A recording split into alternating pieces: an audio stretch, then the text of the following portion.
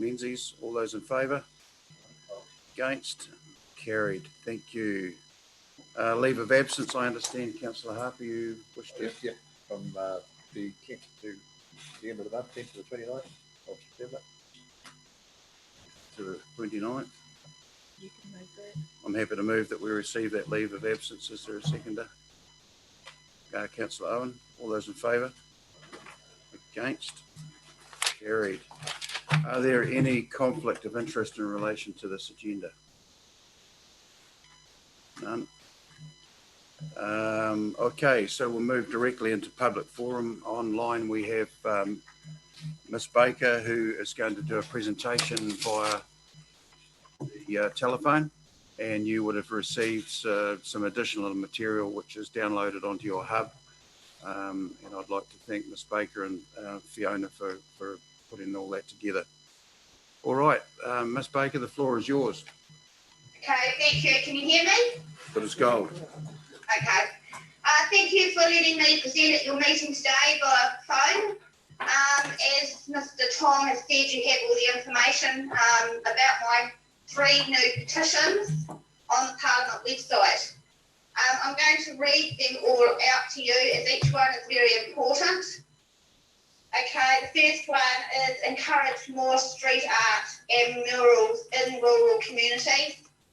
The petition request is that the House of Representatives urge Creative New Zealand to encourage more street art and murals in rural areas.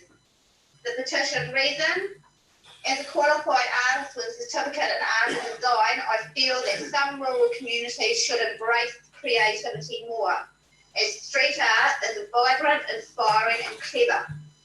Acceptance of street art murals in rural communities needs to happen more. There is a website for global street art. Art is important in life and needs to be out there more. Individual art as well as group art should be respected and accepted.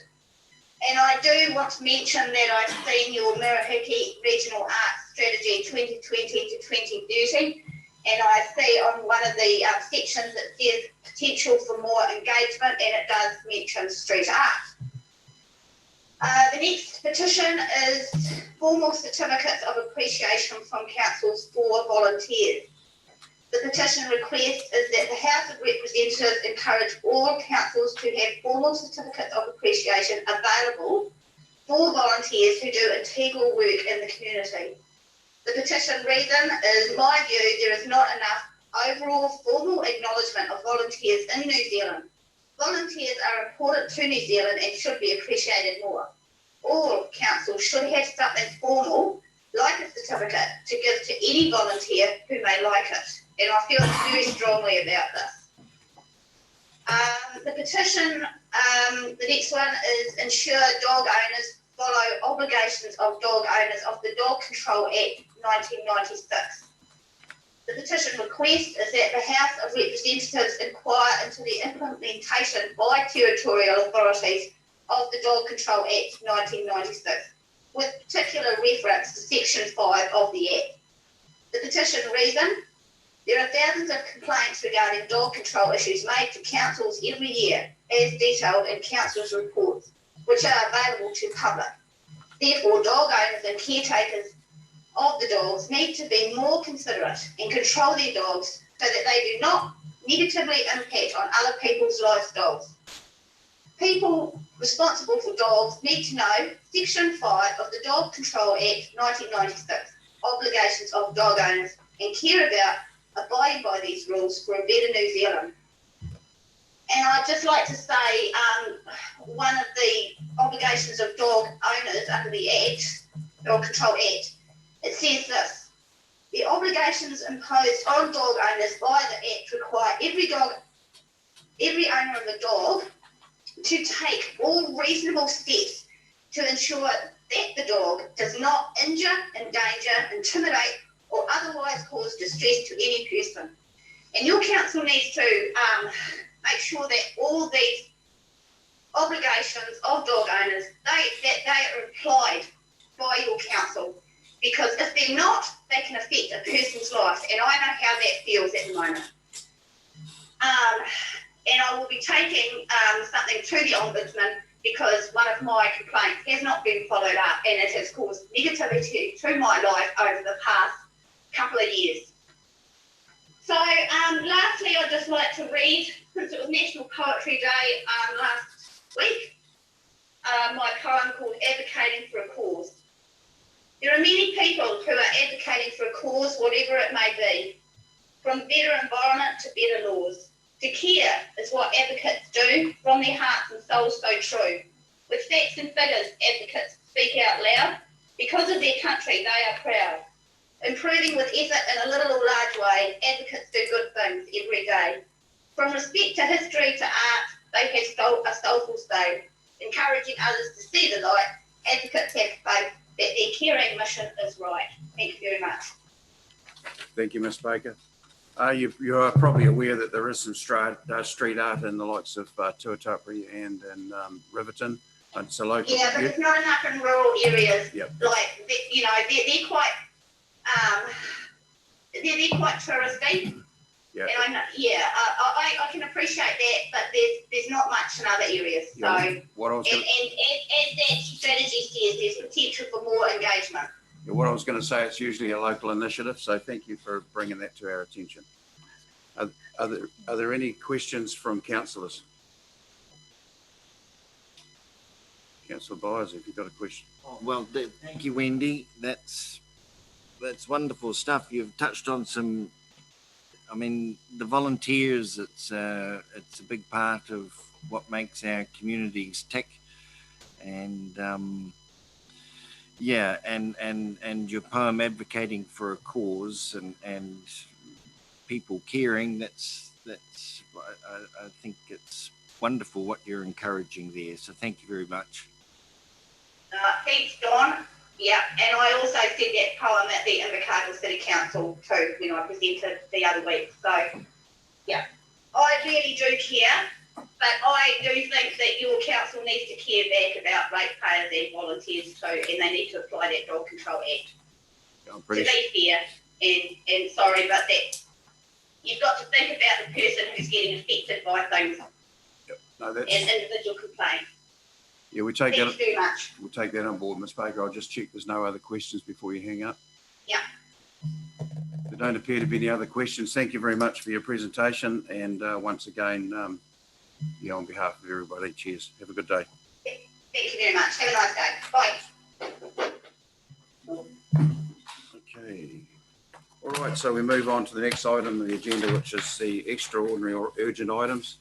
This morning, there is a late item to add to the agenda.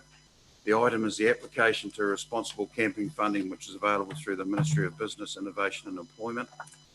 The item was not included with the agenda as that information on the funding round for the 2020-2021 summer only became available last week, and applications closed tomorrow, 28th of August 2020. The discussion of this item cannot be delayed until a subsequent meeting. So there is a tight time frame, for applications to be lodged for funding, and delegated authority is required to enable the Chief Executive to sign the application on behalf of the Council. I move that we receive the late item. Is there a seconder? Councillor Scott, all those in favour? Against? Carried. Thank you. So we move straight into the confirmation of minutes. Item 6. There's a recommendation that we receive those minutes held on the 22nd of July. Councillor happy to move that. Councillor Fraser, seconded. Councillor Kramer. All those in favour? Against? Carried. All right, straight into reports. Item 7.1, there is a report on the draft keeping of animals. Thank you, Robin.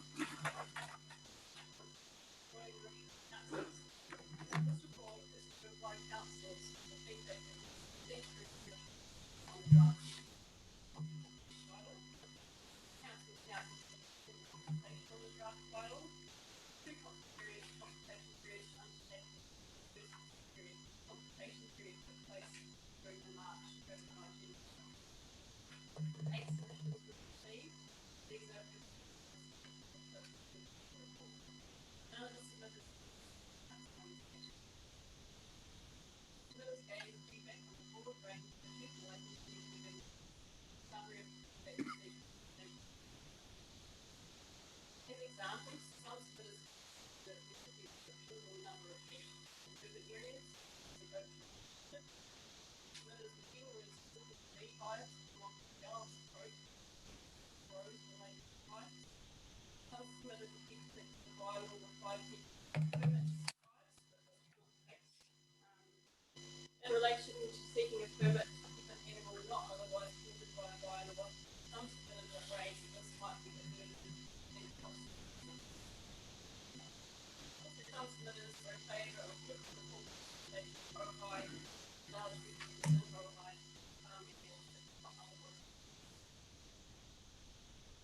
to act the Constitution on 59 such staff proposals to review the draft bylaw of rate Michael and I are available to answer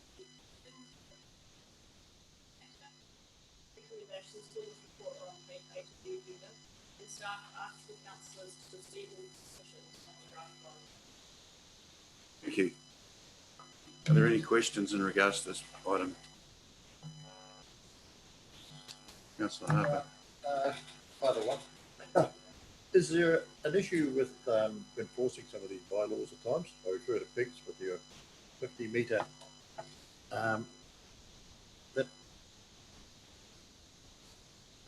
to arrange at a less distance than 50 metres from a boundary or adjoining property.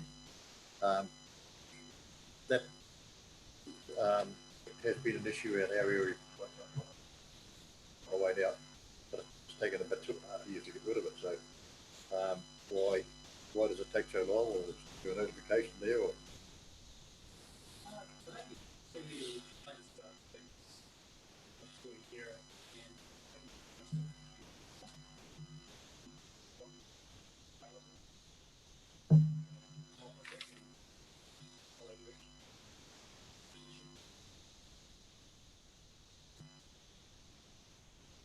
Yes, sir. Is there a cost to the permit, getting a permit if someone needs it?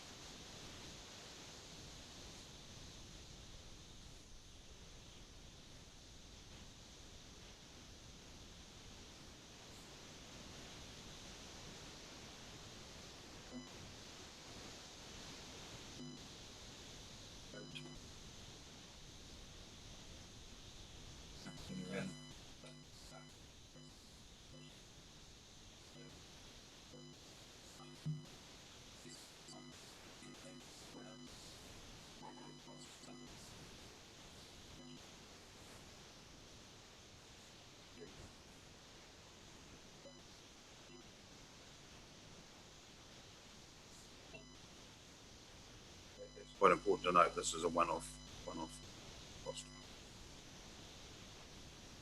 Are you happy with that, Ms. Well, not completely, but I'm happy with the answer, but I'm not sure that it seems like a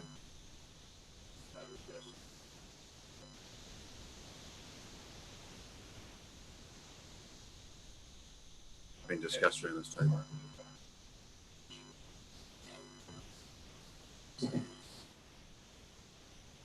So Duffy. So the permit would apply as long as that owner.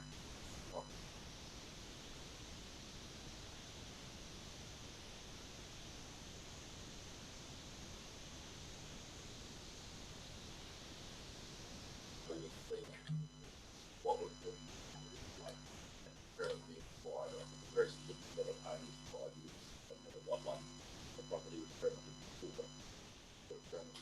What would that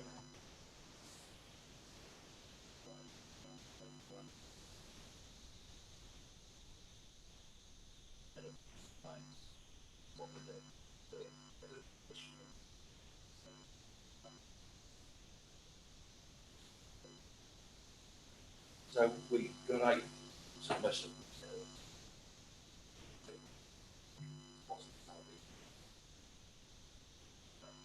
And what, as a result of those submissions,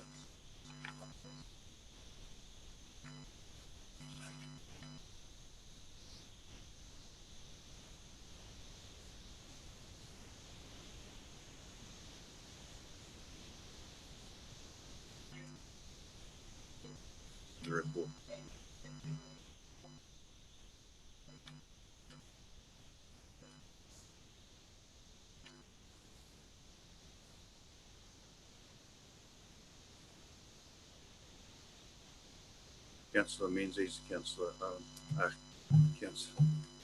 Councillor Menzies, Councillor Byers. Complaints in the past about the number of sheep in urban areas. I see it's an issue that's been highlighted.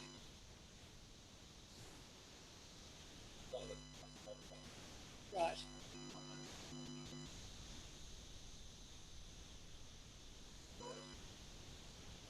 Horses, ponies, they're required, permit is required to keep those. Some towns around the district where we have a lot of horses, urban areas. Is the permit required only if there's a problem?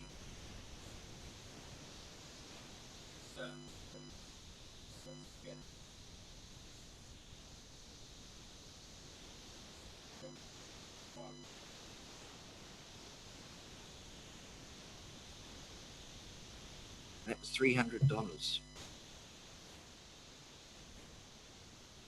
About this when we talk about the rest of the, all we're here today is to receive the report, and then we can discuss it with the submissions later. If we want to progress that discussion.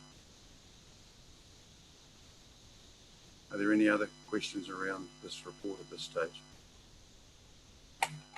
If not, just please note that we are at this stage receiving the report, and then we will discuss the submissions and the rest of the process later.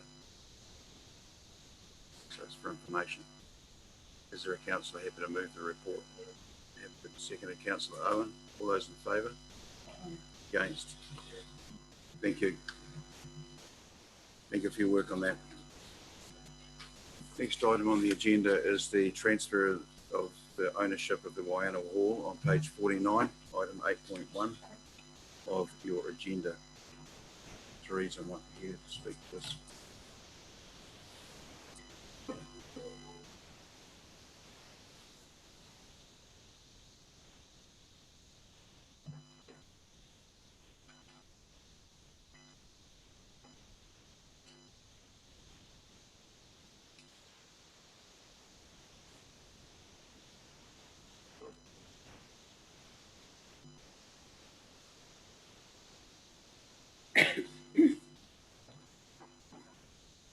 Like Teresa, but you'll do, Kevin. Thank you.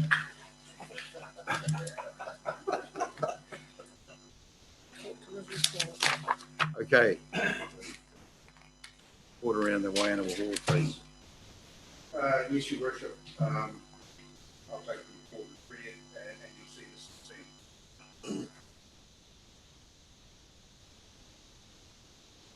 And the Hall Society, who are a separate corporated society that have been for all of film. And it's just a matter of merging the two interests.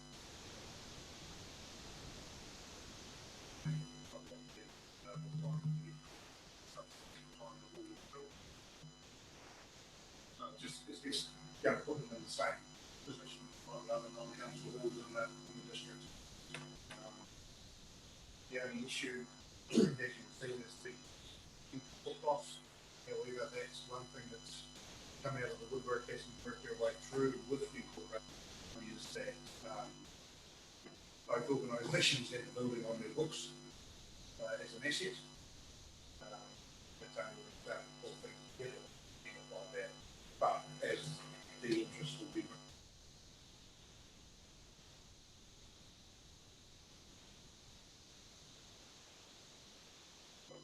group for May, the money was actually paid to the council, that's why the sitting on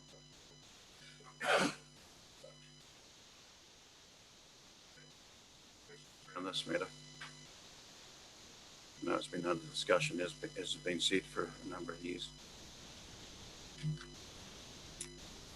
Councillor Owen. Is this one of the halls that Russell collects right now?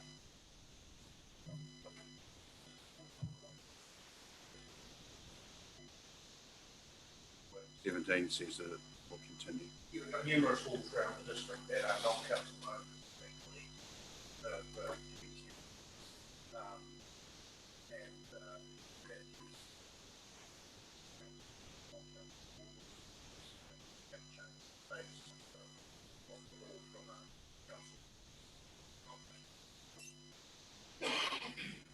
Councillor Fraser, do you have a question?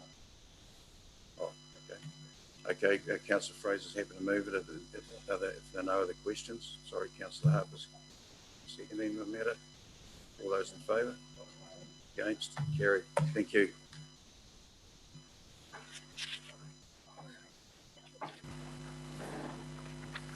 Next item on the agenda is 8.2, page 55 of your agenda, the unbudgeted expenditure for the Alder Island Wharf renewal.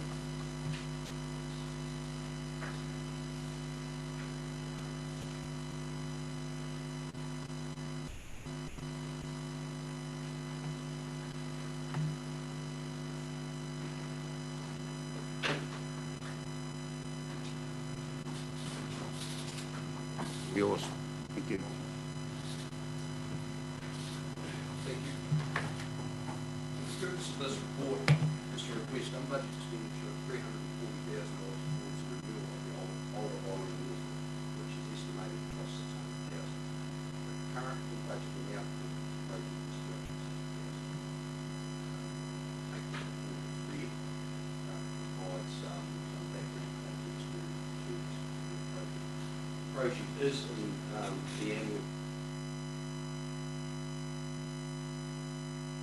quite some time, gone through a number of design scenarios, and we'll have to do some investigation into alternative locations for the structure.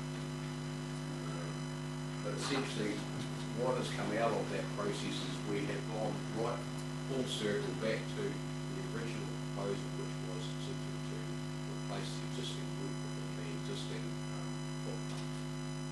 Now, the community board had recommended that there is some provisos to this project continuing, and they are identified in recommendation D. That is subject to signing memorandum of understanding with the Hunt Family Department of Conservation to guarantee access to the land on the island, and also of the existing causeway. The reason for that was that they didn't actually think it would be raised straight away in terms of the rate of climate change and setting was. So the report is seeking the unbudgeted expenditure, but there are some provisos that we have to meet before this project goes ahead. Thank you for that. Certainly the item D has been a showstopper in the past because we were ready to proceed with this work and then found out that there could have been an issue with that, so it's good that that proviso is in there. Are there any other questions? Councillor Menzies. Guaranteeing of access for a minimum of 20 years. How did you settle at the 20 years? And I see it's a minimum, so is it possible that could go out to 50 years, for example, given the investment that has benefits to the family as well? That was definitely a question that was asked.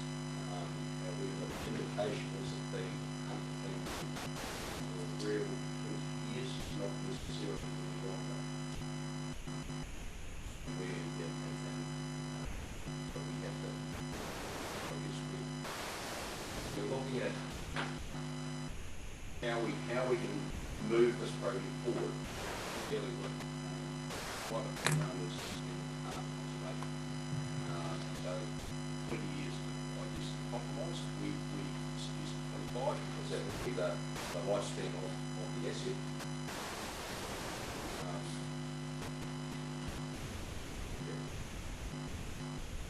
Oh, that's an interesting component in here, which I didn't read, that it has a lifespan of 25 years, because obviously you're also looking at the alternative, which is more expensive, but doesn't have that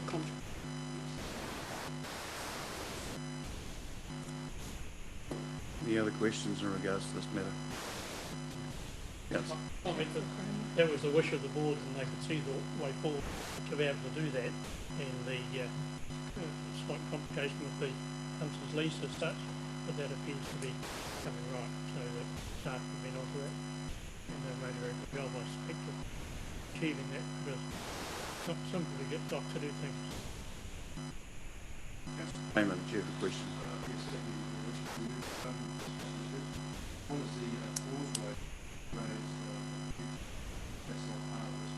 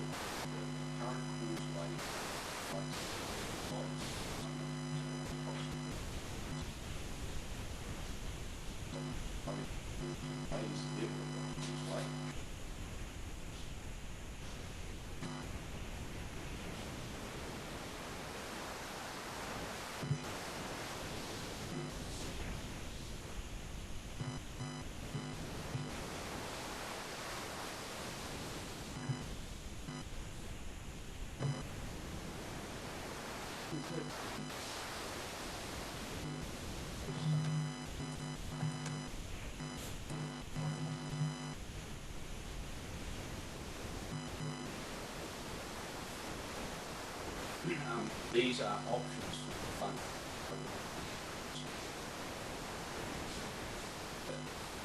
There are options. But maybe.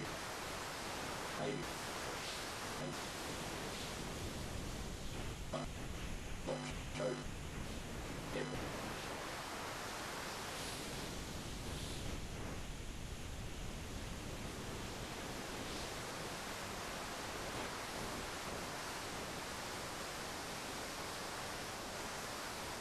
Okay, Councillor. Your Worship, it's with the causeway and the jetty, it's 1.3 million, I think, in total.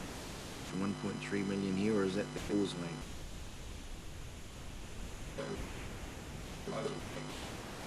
Maximum, so it's a significant spend. We've got a question mark over the access with the Hunter family. We've got a question mark over who's funding it. What would I see in other places around the world, we don't even use jetties in places like the Mediterranean. You pull into a beach and people load off the front and no walk. So it's not practical to do so at Old Island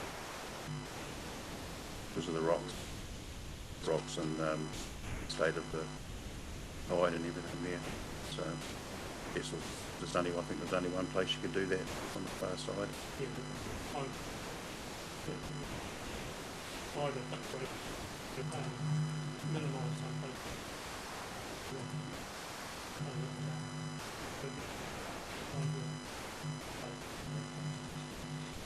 Why the report? I see there's a report in there that recommended the bathing house, bathing beach. Why are we not looking at that?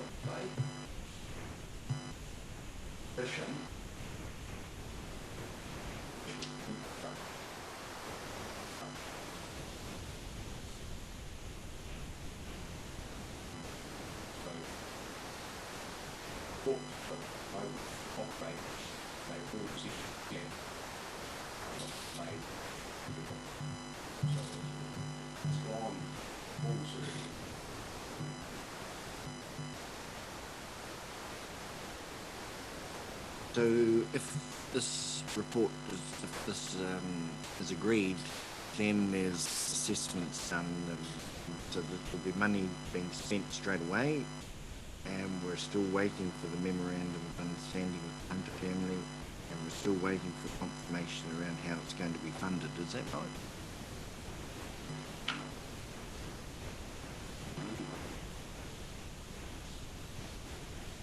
Agreed. So you need the memorandum of understanding with the Hunter family. We need to ensure that the causeway's not built until later, and then the funding is accessed and agreed, and then it can start. Yes.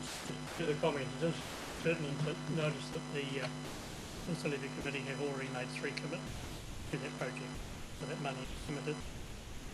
Also, there's been uplift to start the project, so that's a bit community-wise. That's that question. I thought there was money committed somewhere. So the money is committed. Councillor Scott. Is there any opportunity to explore government funding for any of this investment? So through you, Mr Chair, not for Alba on its own.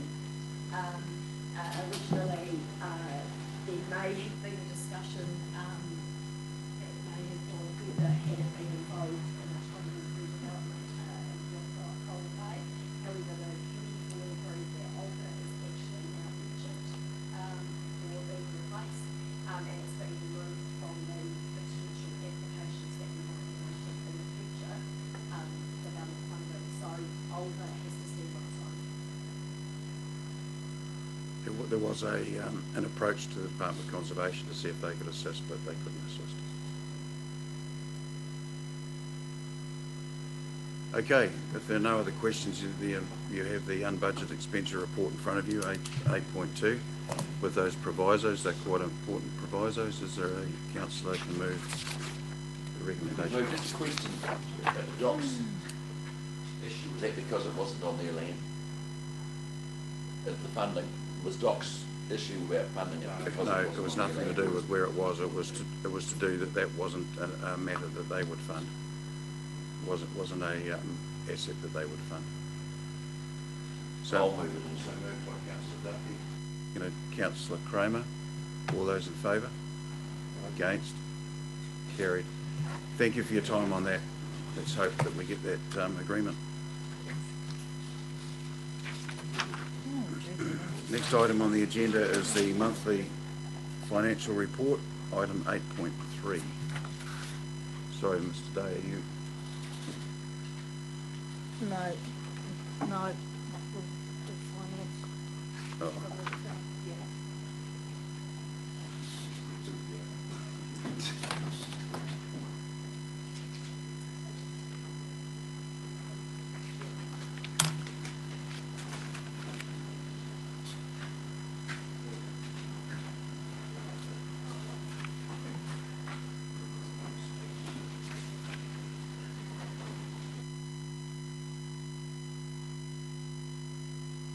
Hey, thank you, team. Floor is yours.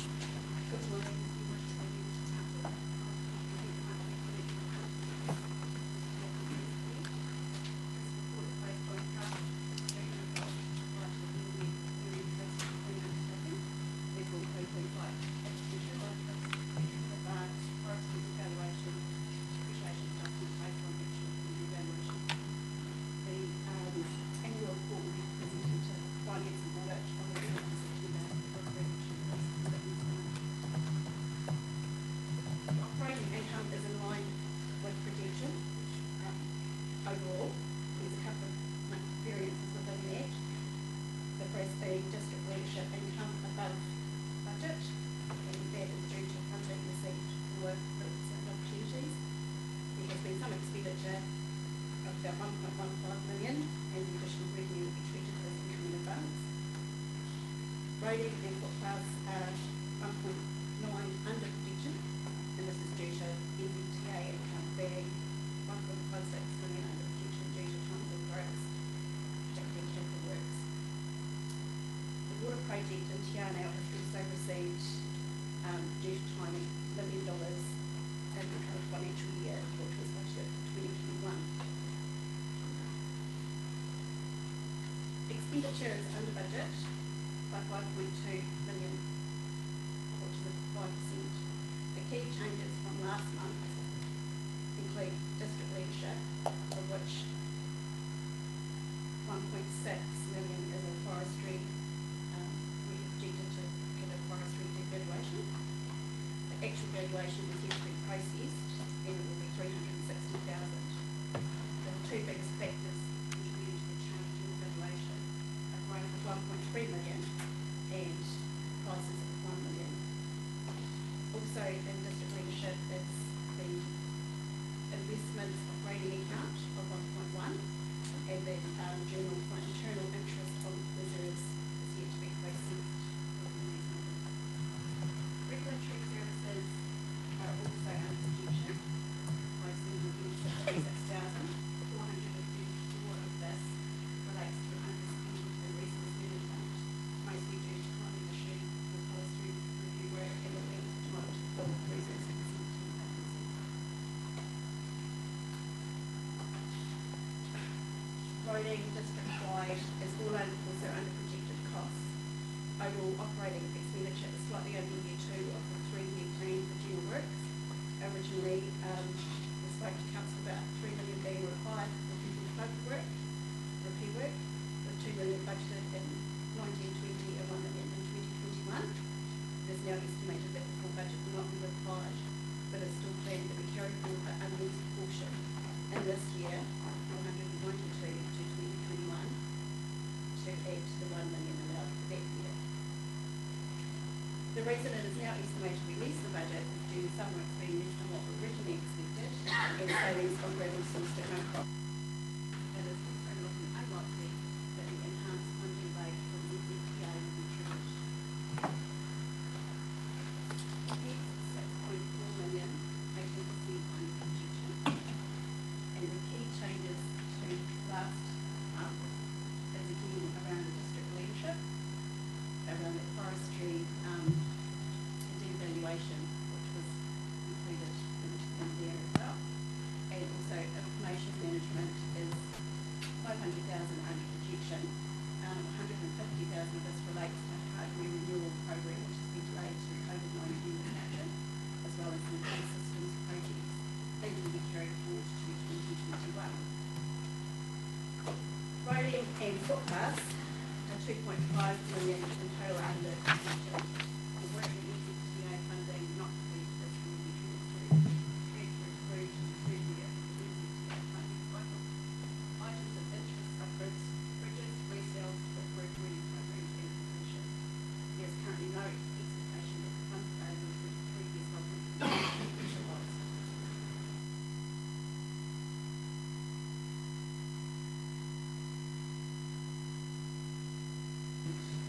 Will be Tiana West water project, and it relates to delay in construction. Practical completion of the pipeline occurred on 30th of June. No further work has been undertaken on a disposal field or treatment options. When we look at the balance sheet, you'll note that the valuations are yet to be processed for the year to 30th of June.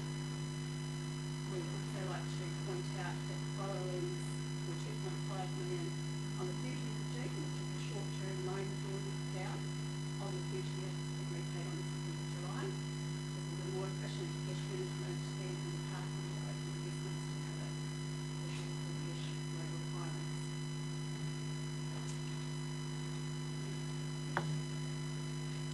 Thank you. Are there any questions in regards to this item?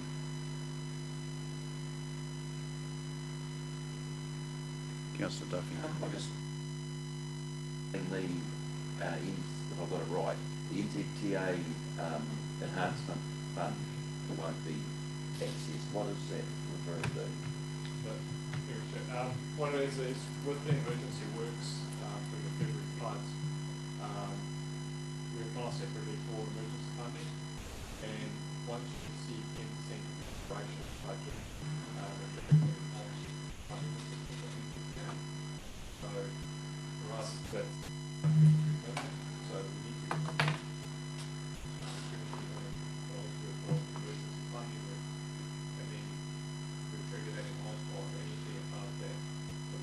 that we will help you.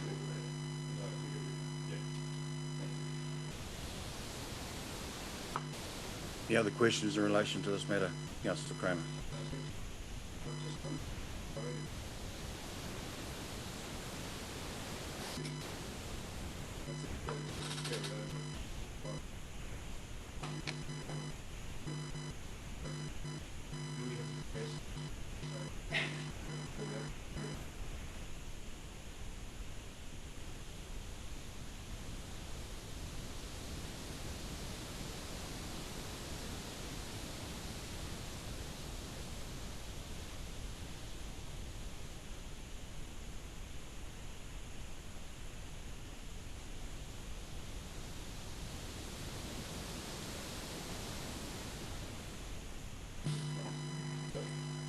This is ongoing work as a result of 6 months.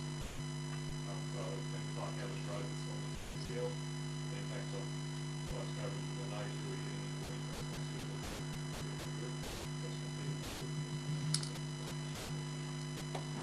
Thanks for the clarification. Any other questions around this important matter? Councillor Duffy. The point about around the mountain cycle trail and how it's under protected spend, and it's to do with works to bring the trail up to New Zealand cycle trail standard. So what works are we talking about to do that? Through their movements. Councillor Duffy, the majority of that work is associated with wayfinding and interpretation panel signage. So that signage was part of the original application to the NIMBY funding and was part of the scope committed to by Southland District Council, and it effectively became a commitment to deliver on the basis of the funding that we received from NIMBY. Some of that works are yet to be completed. We've been working with some of the individual communities along the trail to determine what sort of stories are to be represented on those interpretation panels, and they're in the process of being completed and finalised.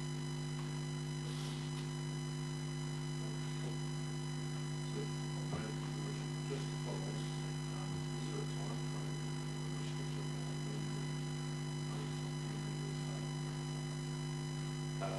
Through you, Your Worship, I apologise, I don't have that information at hand, Councillor Kramer, but certainly I can come back to you with that information around expiry of the funding, but as I understand it, we're finalising grants and license. Yeah. At this stage, there's no significant works remaining, and I do understand that I'm certain that we work closely with the New Zealand Cycle Trail Trust around the funding that we've received through those.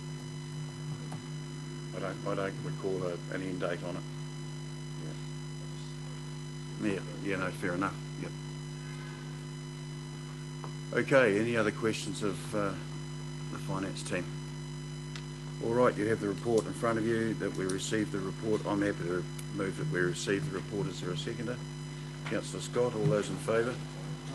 Against? Carried. Thank you. Next item on the agenda is 8.4, the school speed limit strategy. Ben's going to come forward.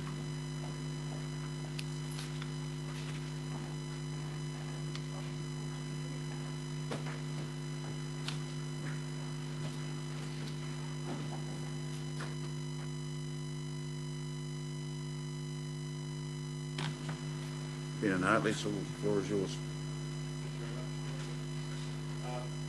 So this report follows on from the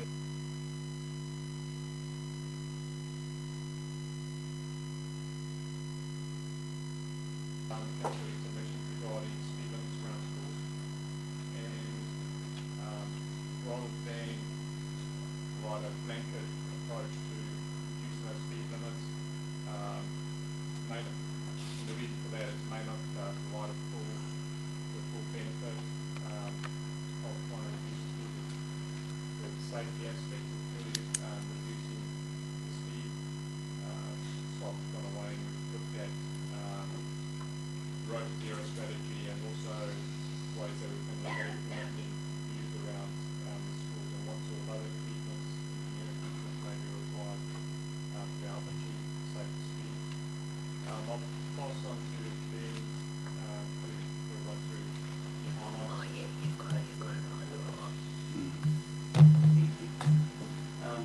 So during the Southern District Council speed limit bylaw consultation, Council voted for a resolution regarding reducing speeds around school zones throughout the Southern District area with emphasis on rural schools. Council staff determined that a blanket speed reduction would not provide the full benefits proposed and a more holistic approach to speed management. This approach will align with the new National Road to Zero strategy for 2020 to 2030. Part of the strategy includes investment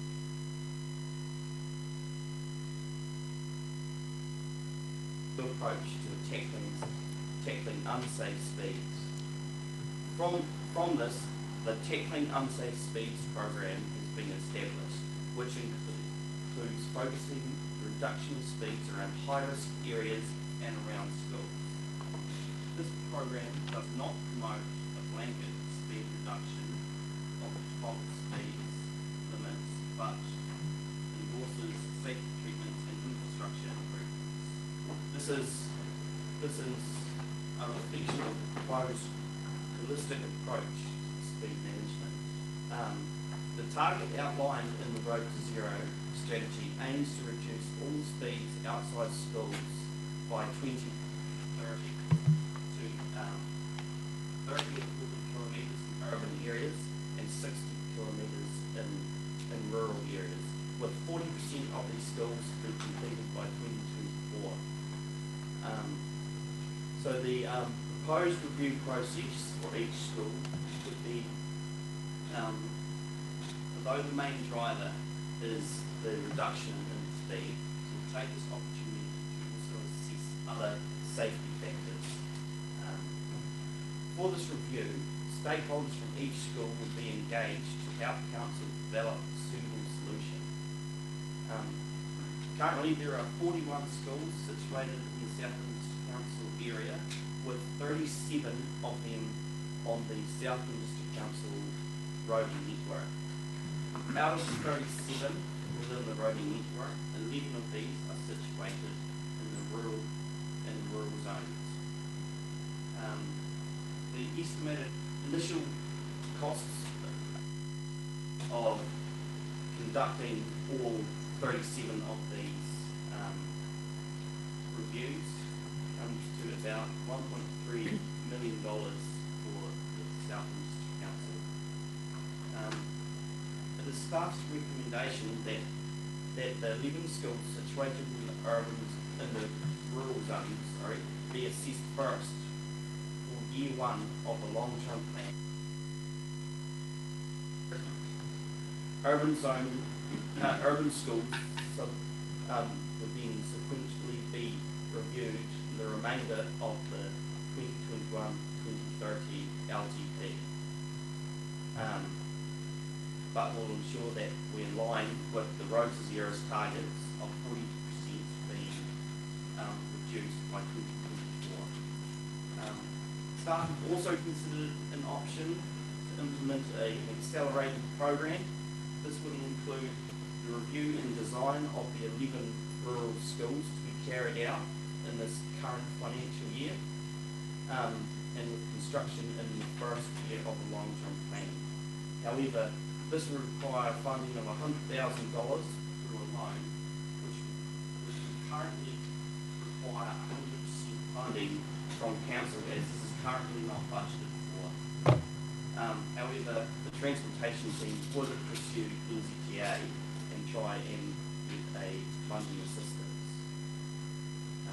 In conclusion, staff's recommendation is that the 11 schools situated in the rural zones be programmed for review in the 21-22 financial year, with construction in the 2023. Thank you. Any comments or questions, Councillor Menzies, Councillor Fraser? Councillor Byers. For your report, which was informative, and happy with your recommendation. I just had a question around paragraph 17, in which we've investigated the injury rates and noted that there were 102 minor injuries involving school children, school-aged children within 250 metres of school, and 23 serious injuries. Were any of those found to be in outside any of the 11 schools that you've highlighted that are? No, sorry, this is national. Yes, I see they're national, but from that, were any, had any occurred outside the 11 schools? These were figures that were taken out of the New Zealand Road Bureau policy. The information you've found, that there's nothing that would indicate a higher risk that we would look to have that in the current year rather than wait to next year as you've recommended. We can also have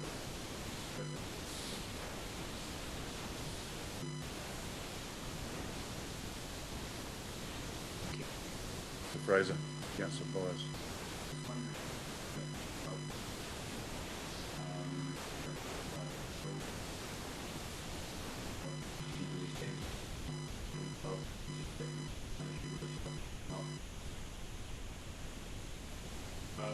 First one I was the early shoulders for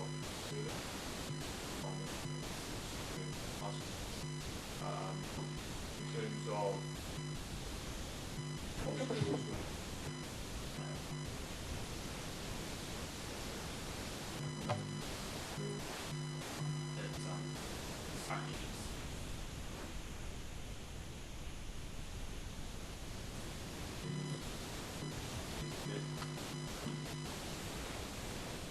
Byers, Councillor Menzies.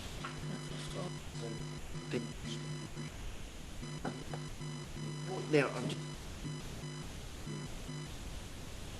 often, but the government's suggesting that by 2030, speed limits reduced outside the schools for the benefit of the children to try and protect their safety. I'm wondering why we can't just put those speed limits on tomorrow. And then if you want to do your, you know, the traffic management ideas, you can incorporate them as you go. I mean, and in time, but the speed limit could be reduced outside every school in the next few weeks, could it not? one of the issues that also raised during sort of the committee is that the speed limits on our in the rural areas don't necessarily result in change limit. Is likely to find improvements driving down the road, no change environment, no signalling violation should be reduced on the road. And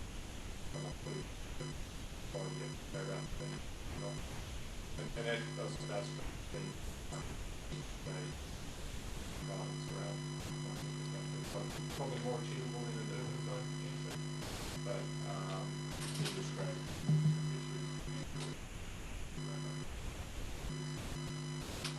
Not just the speed limit, but I know we can do so we don't want to be encouraging that. Almost self-managing the way the speed zone should be. But even if you remove the speed signs,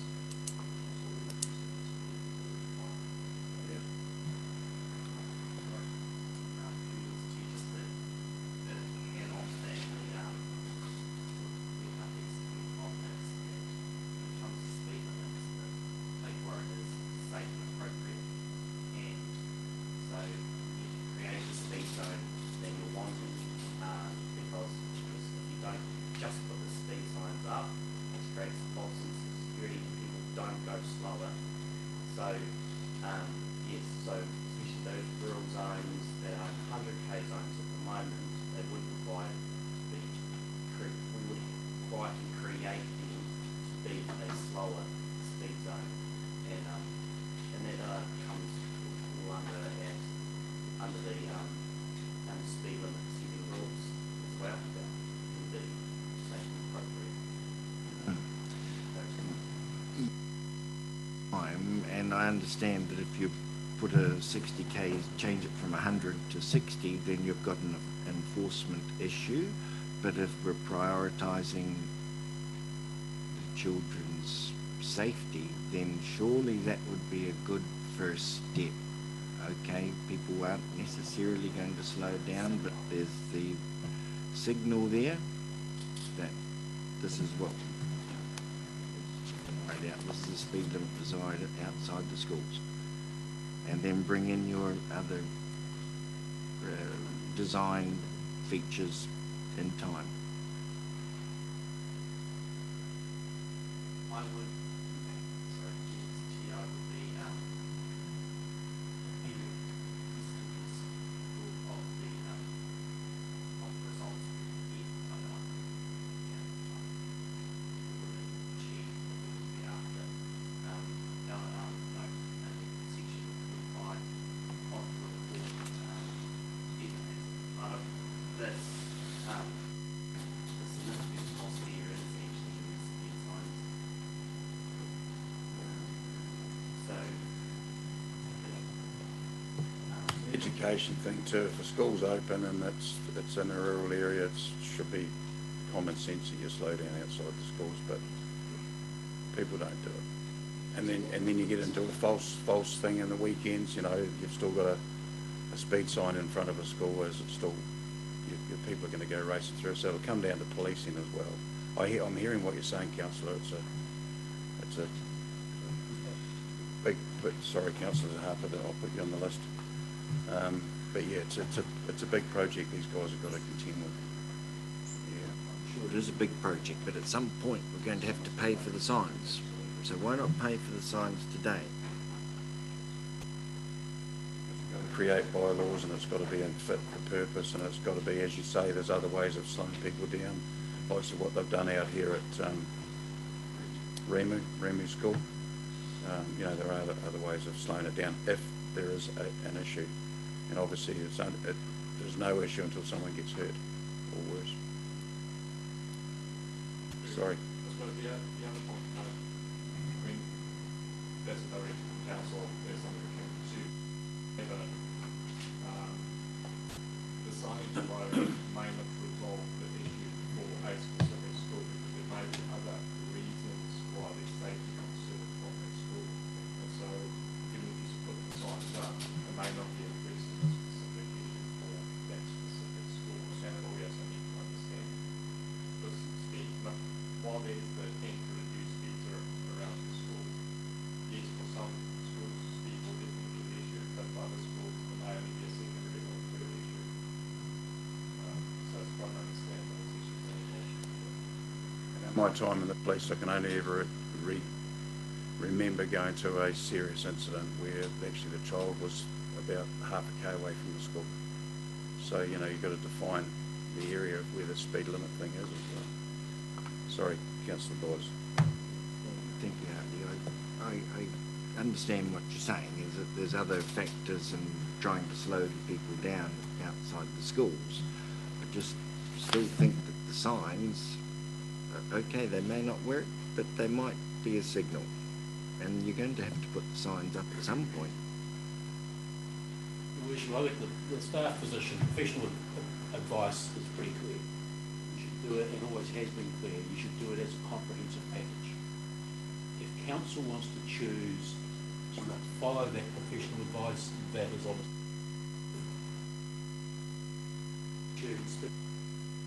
need to re-trigger the speed limits bylaw review process, because that's the legal mechanism via which we would need to implement speed changes. We would need to come back on reprioritisation of work programs and things to enable that process to be given priority. But that is the process you would need to follow through. As we highlighted when the speed limits bylaw process was discussed, that always runs the risk of being overridden by NZTA. They have the ability to direct the council not to proceed with that change, and they will be informed by the professional advice of their roading staff, which will be, I would expect, similar to the same as the professional advice you're receiving from our roading people. So those are your options. You either accept professional advice or ask us to reprioritise advancing the speed limits bylaw review, and we will come back with you on the implications of the Labour work program, timeframes within which it could be progressed, and the costs of advancing such a review process outside of the normal cycle. It'd probably be fair to say too that if government thought this was going to be easy, we'd be doing it now. But they've given this time frame to move in because they understand how long it's going to take, how difficult it is. So it may be time, if this council feels to expedite it, that we lobby our local MPs, but it is what it is at the moment. Okay, so we've got Councillor Menzies, Councillor Scott, Councillor Duffy, Councillor Harper, Councillor Runniclaw. So we'll start with Councillor Menzies. Thank you, Worship. Mr. Rue's just answered one of my questions about the consultation process, because the time that finishes and the expense occurred, you'd already be into the what you've advised anyway. From memory, we did discuss earlier about the consideration of the early childhood sector in this, and so that would be great to have that included, although I assume that won't, if that is necessary, it won't attract any of the Transport Agency subsidy, so we'll be looking to do that on our own, but maybe you can clarify that.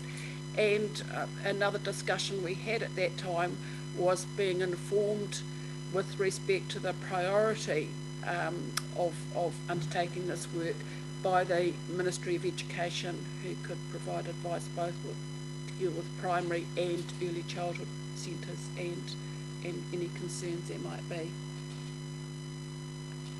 Thank you. Your Worship, I certainly support the recommendations around the early learning centres. I think with the age of the children, it's sort of quite important by its nature.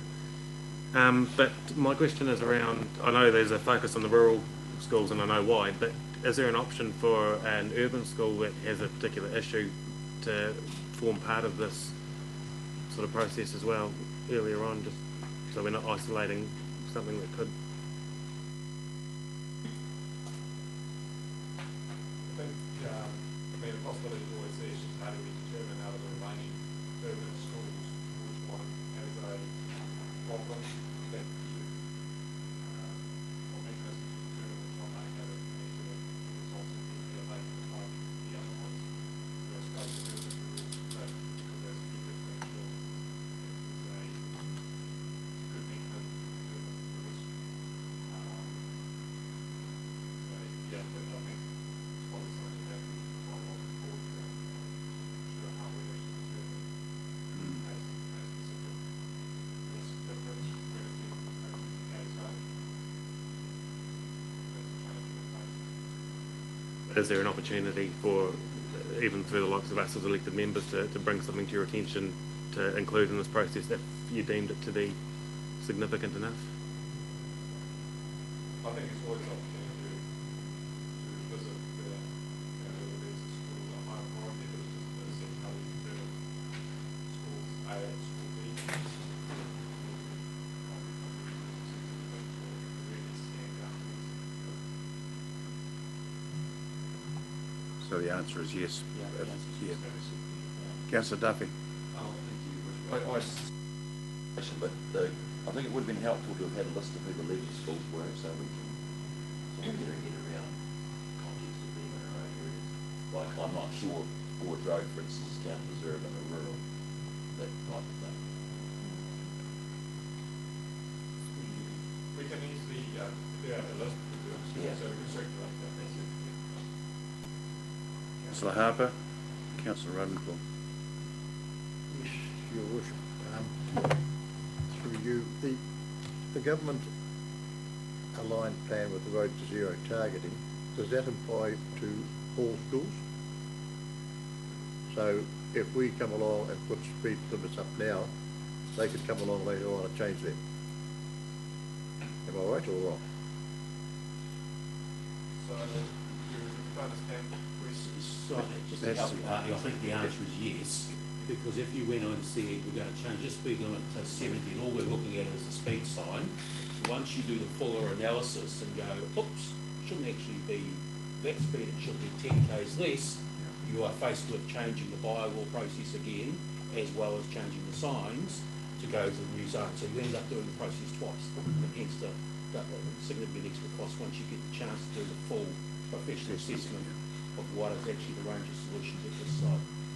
So yes, you would increase the costs and could end up with even more changes, the process changing again a second time around. And that, of course, also triggers the need for re-educating parents and regular users of the school to, rather than 40 k's, now needs to go to 20 k's, and therefore please change your behaviours and et cetera, et cetera, et cetera. So there is potentially a rework involved with that process. So do it once, do it right. So that's why the advice is do it as a comprehensive package, do it once, do it right, and do it to benefit in a way that's consistent with the new government. So Radenford. Richard, thank you for your report. I'm just wanting to seek some clarification around paragraph 13 on the rural schools versus urban reduced speed limits. You talked, 40 to 30 kilometres urban, 60 k's rural, and you've talked about your safer zones and your input from your community schools. Is there a possibility that the rural schools can actually reduce further than 60 and take them to a lower speed limit? The way the rules currently set is the 100 and going as far as 60, you have to potentially look at reducing the permanent speed limit down before you go down to the 42.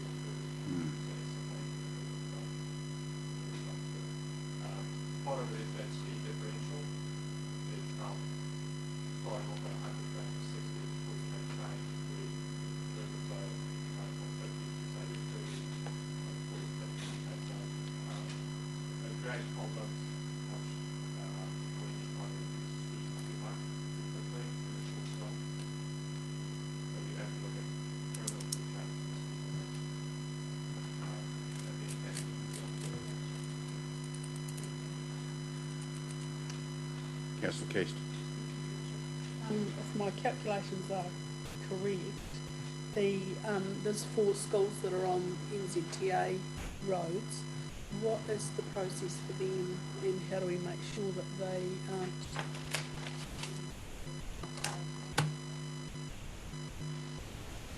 So part of it is because you don't control the road, because you don't control the system or pilot process around that.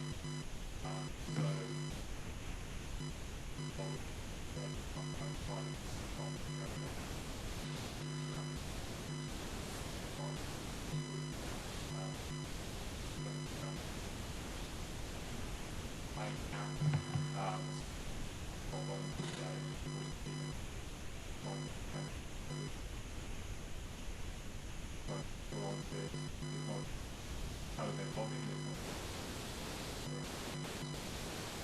Through your worship, and in the interest of being totally transparent, our understanding from discussions today is that the focus is very much in the larger urban centres from a production process perspective.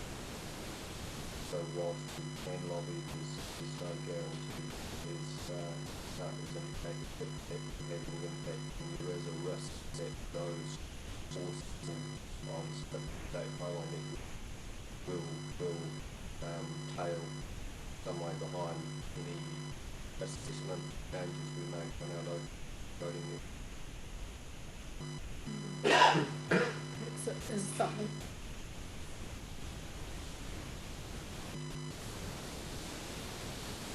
been advocating for themselves, or us advocating for them to tick they are in the 100k area, because that would seem a bit ironic that they're focusing on the urban when the speed going past the school, someone else might be at 100k. I would have seen that's had issues at Longbush in that regard. Probably the greatest indicator of risk is near misses, and I'm just wondering where they would be recorded. I can't imagine that they're anywhere really other than maybe the schools. But there is a bit hard to figure out that other than private college. Even for actual classes that occur with budgets.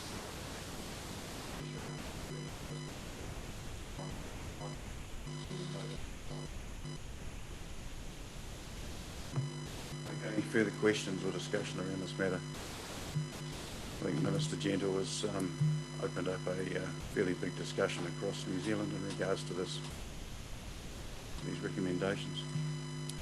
All right, you have item 8.4, those recommendations A through to E, and an endorsement of either option 1 or option 2. Councillor.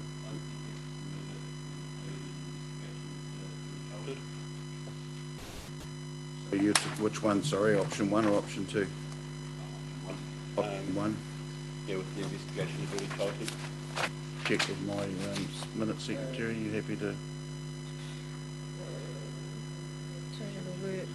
Excuse me, Your Worship.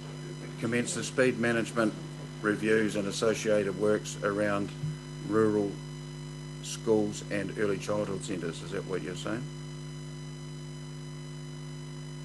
Is it the fast tracking the rural network? We're going with 1 first to see if with E1 option. We'll just deal with that one first, sorry. Speed management reviews and associated works on rural schools and early. Rural schools and early childhood centres.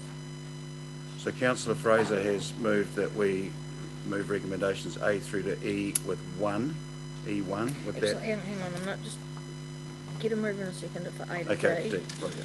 Yep, we'll deal with A to D first. We'll deal with A to D first then. As a councillor can move recommendations A through to D. Councillor Radenclaw, is there a seconder? Councillor Kramer. All those in favour? Against? Carried. Next item that we need to agree on is item E, which we have 2 options. Option 1 is outlined there and it's been moved by Councillor Fraser, that we move option 1 with the amendment at the bottom to include rural schools and early education centres. Is there a seconder for that? Councillor Scott.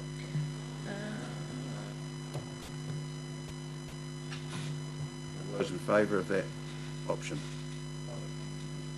Might raise hands.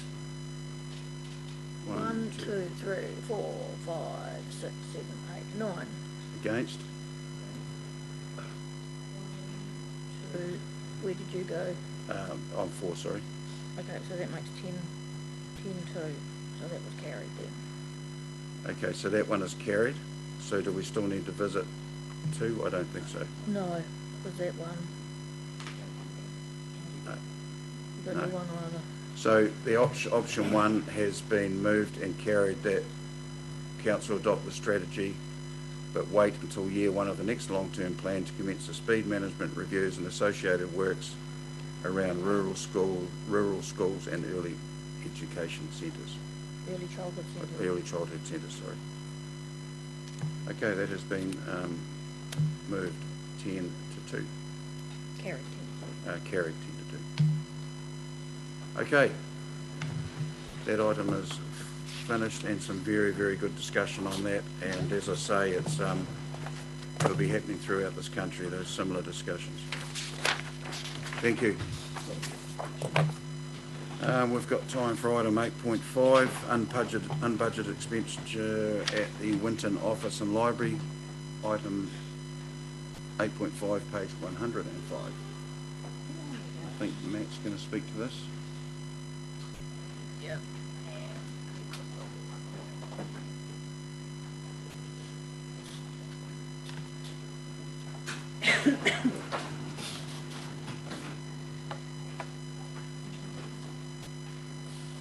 Thank you. Purpose of this report is to seek unbudgeted expenditure of 1.3 million for the refurbishment of the Winton Office Library in Wyman Street, to be funded from a combination of existing residual property budget for the financial year and loan fund portion.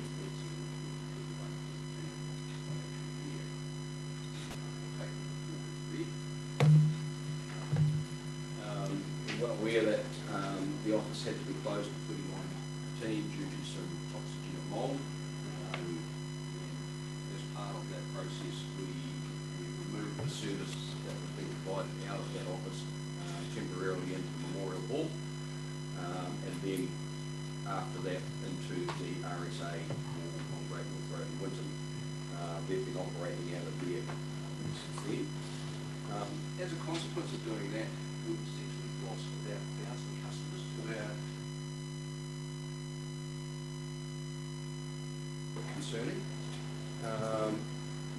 mainly because of the location and the fact that we've lost some service provision moving to a smaller site. We did a lot of investigation work to determine the source of the mould, and once that work had been completed and we received the status of clear in October 2019, we've looked at how we go about getting the service back into that building. So as part of this concept that we're proposing, we want to bring Brandon Street storage area back into the main office. So we integrate two sites into one site, and there is a potential cost saving there in terms of not having to pay the rental on that Brandon Street building.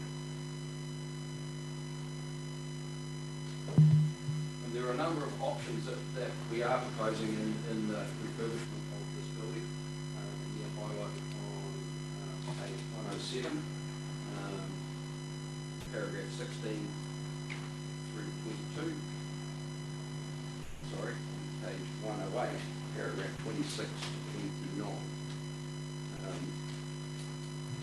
So option one is basically a refurbishment of existing office furniture and fittings. That comes in at an estimated cost of $500,000. So essentially, it's minimal building performance improvements and changes, and will utilise what was left over the existing furniture and fittings that were found to be contaminated. Option two is a like-for-like refurbishment, but with new office furniture and fittings. That comes in approximately $800,000. So what we would do is we would just refurbish as a like-for-like, but all the fittings and furniture would be replaced. So option three, which is office improvements with extensive refurbishment and fit out. This is our recommended option and involves both building performance and improvement amendments as described above in a bid to ensure longer-term flexibility and capacity for the site. It also includes new fit out with modern furniture and fittings with the integration of Brandon Street into the site. The cost of this would be $1.3 million. Option four, which is a new purpose-built building on the existing or a new site. This option has not been costed as part of the quantity surveying function for the project. However, based on recent comparable estimates for both land area required and construction, it is estimated at approximately $2.5 million.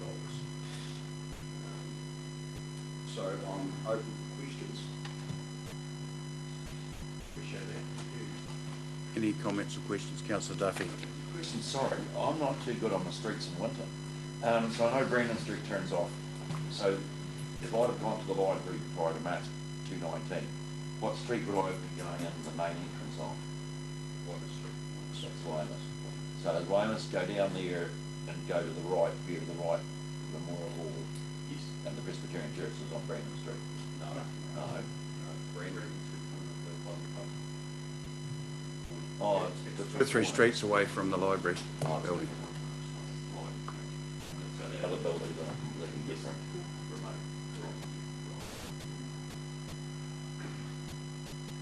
Questions? Councillor Scott? You envisage getting those 1,000 customers back with the. That's the intention of moving staff back into the offices, is to re-engage with those.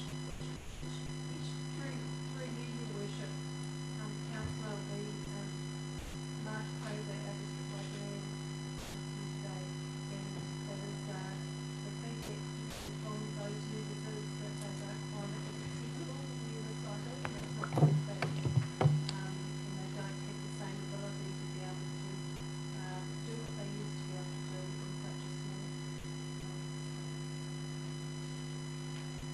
question, if I may. Just in reading this, I sort of looked at myself as an option like 3.5 with looking into the future kind of focus of Winton's position in the district and the potential to have some kind of staff functions being based out of there. Has that sort of been thought about in any way, just sort of a long-term sort of vision, future scope? So, through your worship, yes, we have. We've looked at the possibility of connecting the office with the hall and utilising additional space in the hall that's currently used for storage. So yes, we did look at that option. And there is money in the long-term plan to carry out that work. We proposed in the long-term plan. I'm just thinking that we're spending a lot of money on leased buildings here, which I get in that ship sailed, but looking sort of long-term, it'd be good to spend money on our own building where you could potentially have a purpose of even like your building team or something that's spread. Building team already use that office and get on very well with the way the library staff and other staff work.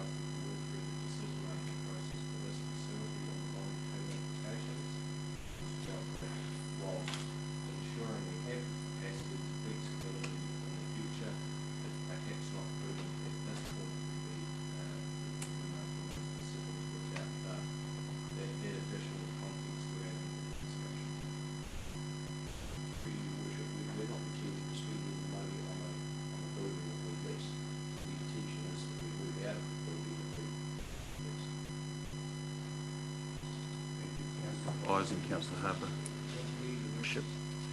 Thank you. In the report you've noted these potential changes with the Three Waters and the effect on the size of the staff required in this organisation, and you've mentioned this building here no longer being fit with the new earthquake rules. And you also suggested that it's not considered prudent to invest significantly in additional facilities. I would suggest that 1.3 million is a significant investment. Matt, you've just mentioned the process around establishing what we do with this organisation as far as its office space. I wonder if perhaps this decision in Winton would be better able to make a decision if it was following on from or part of that discussion around where this organisation is to be housed in the future.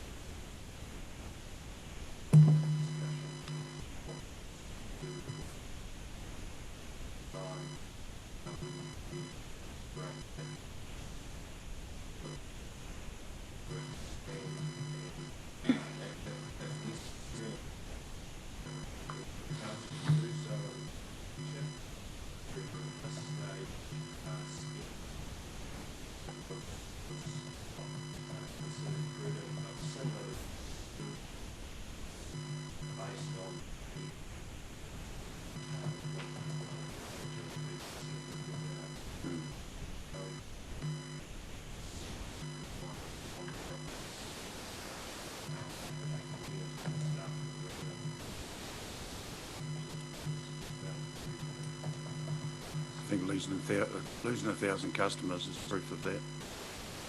Anyway, Councillor Price. Building construction or building options isn't much in the way of breathing room, I wouldn't have thought. So that discussion, in my view, needs to be happening well now. Particularly in light of this $1.3 million proposal in Winton. In Winton, I would have thought if this organisation is serious about contributing to the wealth of the region that it represents, would be considering, I would think, the possibility of housing more staff in the district. So, again, I think we've got this discussion around the wrong way. But, the 500,000 you've mentioned, that...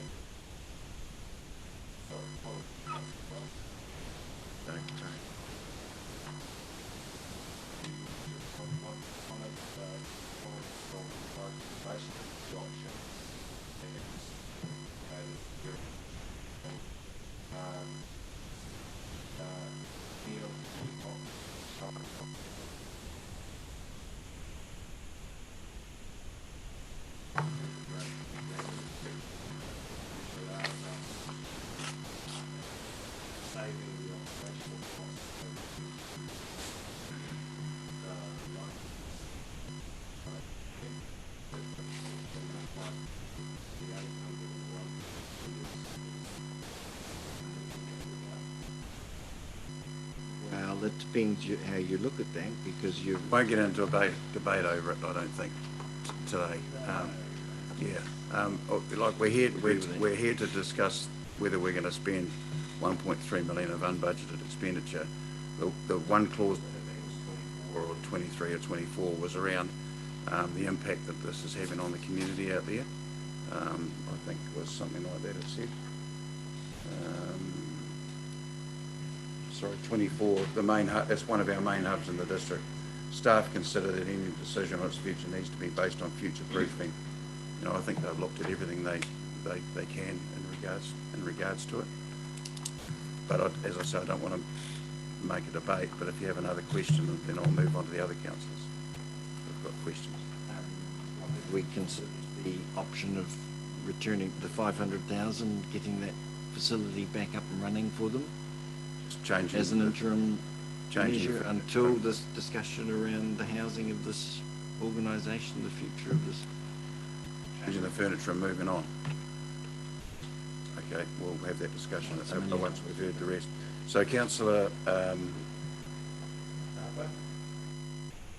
Well, just somewhere in the conversation we were having on Monday and Tuesday, we talked about community hubs, and I'm just wondering if there'd be an opportunity in amongst this lot to develop something like that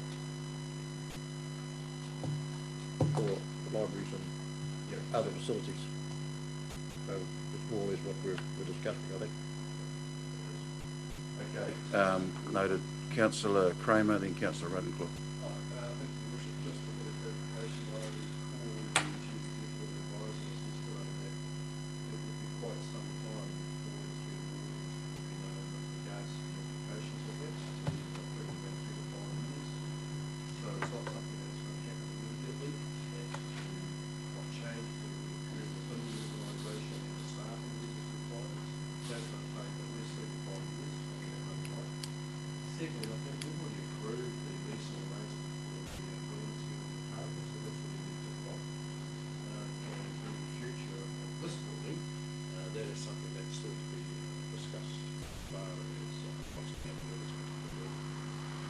The third component, of course, is that there's been a discussion with the community, and we've been saying for quite some time we need to listen to our community. Well, here's an opportunity to listen to our community. Bishop. Thank you for your report. Having a little bit of local knowledge around the Winton area, I've done a little bit of research myself, and some of the groups that aren't accessing the library, we talk about their core well-beings being their major, and social well-being is one of them, which is my major concern. I fully support going forward with an integrated library for the future-proofed for future generations to come. It will be a hub. I think for the community out there, with how they're operating at the moment, we need to look forward and invest in that community and the Southland district. That's a comment. Thank you. Thank you. One, I would love the last option. I have a responsibility to be prudent, and I'm really pleased to hear around the table that we haven't made the mistake of thinking a library exists just to improve the community through access to books that individuals are not able to purchase themselves. Instead, for this investment, why would we not take the opportunity to consider the social well-being that this upgrade can provide, and indeed one can argue also the cultural well-being of our community?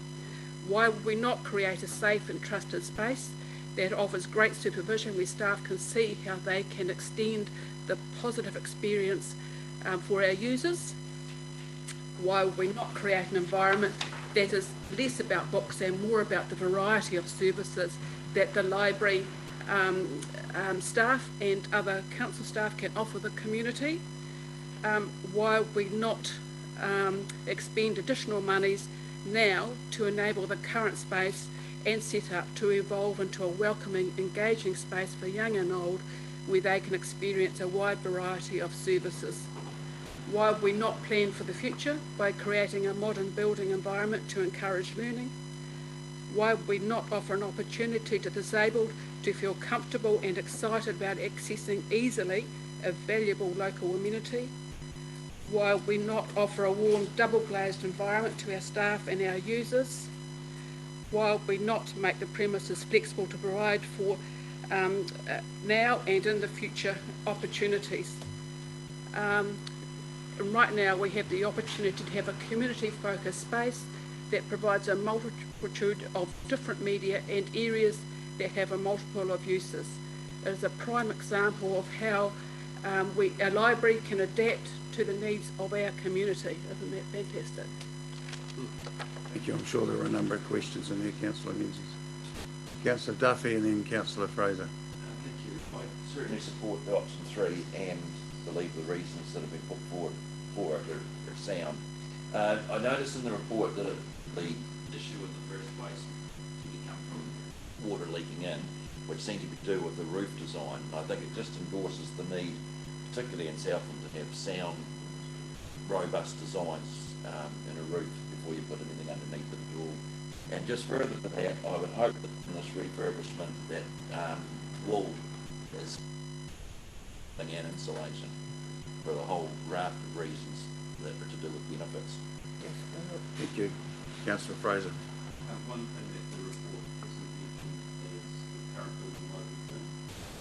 There's been a number of requests from that, and so the idea of keeping it in that building is actually displacing community groups at the moment as well. So it's just another factor to think that that was already a well-used facility, and groups have had to, it's been very inconvenient for them. So yeah, again, support option 3. And following on from Paul's comment, the issue's been because it's been piecemeal done, and it hasn't been done the holistic view, and that's what's caused the issues.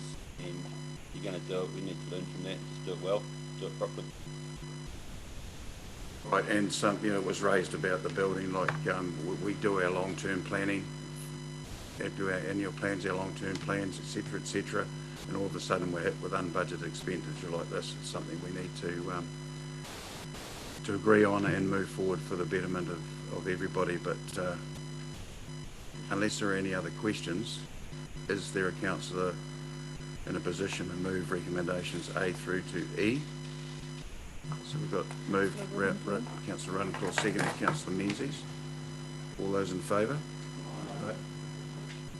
Hands against? Against? That noted. Councillor Byers. Okay, so the recommendation has been agreed to. Thank you. All right, we will break for a cup of tea. If we can be back in here at 11 on the dot, please. Everybody hear that? Back in here at 11 on the dot. Thank you.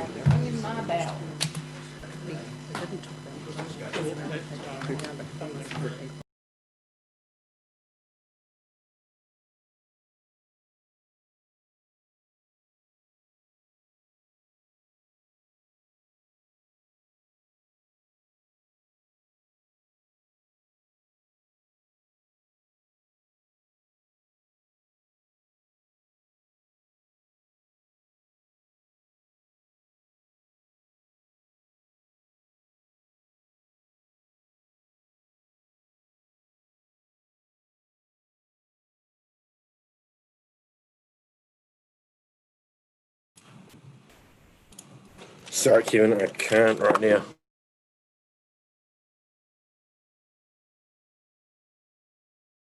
Okay. Yeah, can you leave your password with it as well, if you don't mind? I can only see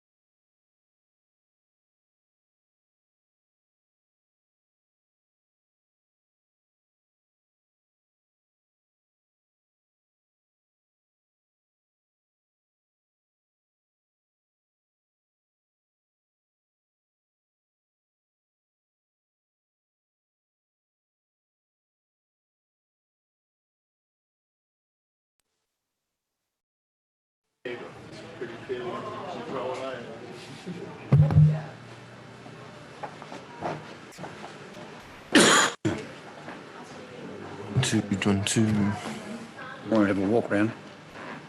Yeah, Yeah. What do you want me to do? Walk around the room saying, yeah. Testing 1, 2, 3, 4. 1. And that, Michael? 1, 2, 3. Testing.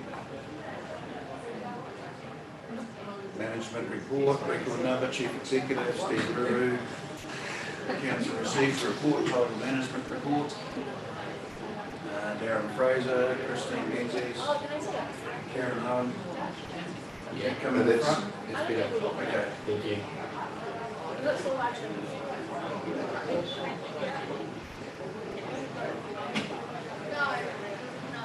Bloody got a muffin and everything, eh? Oh, it helped us out. Hey? Or not?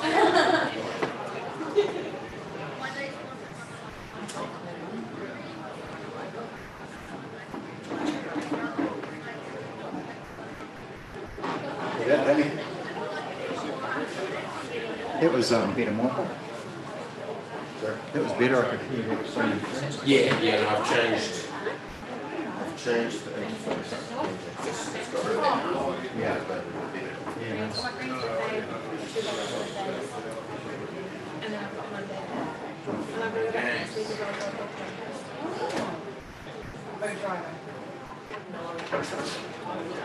I would take that driver take me double the time because I'm not a new person who can drive and just live it myself. You know, well, I'll let you 2 hours run there. Because I'm like, I'm going to crash. And so like, I'm not getting a bit more of you. I mean, if I have something that I'm by myself, I'm sure about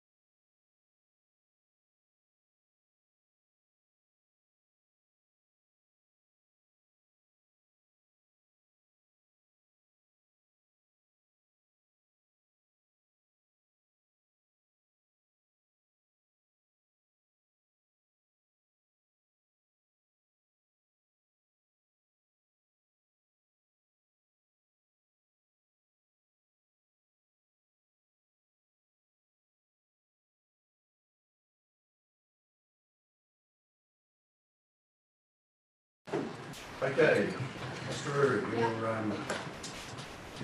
management report, please. Okay, you've got the management report there, obviously noting Three Waters, which we'll discuss in quite a bit of detail when the item comes up later on in the agenda. The Water Services Bill, which gives substance to new powers that Te Mata Arawai will have, and also outlines the expectations for water suppliers, including councils, of course, at the moment. It is still sitting in Parliament and produced, but waiting to have its first reading. So we'll obviously have to wait until after the election now.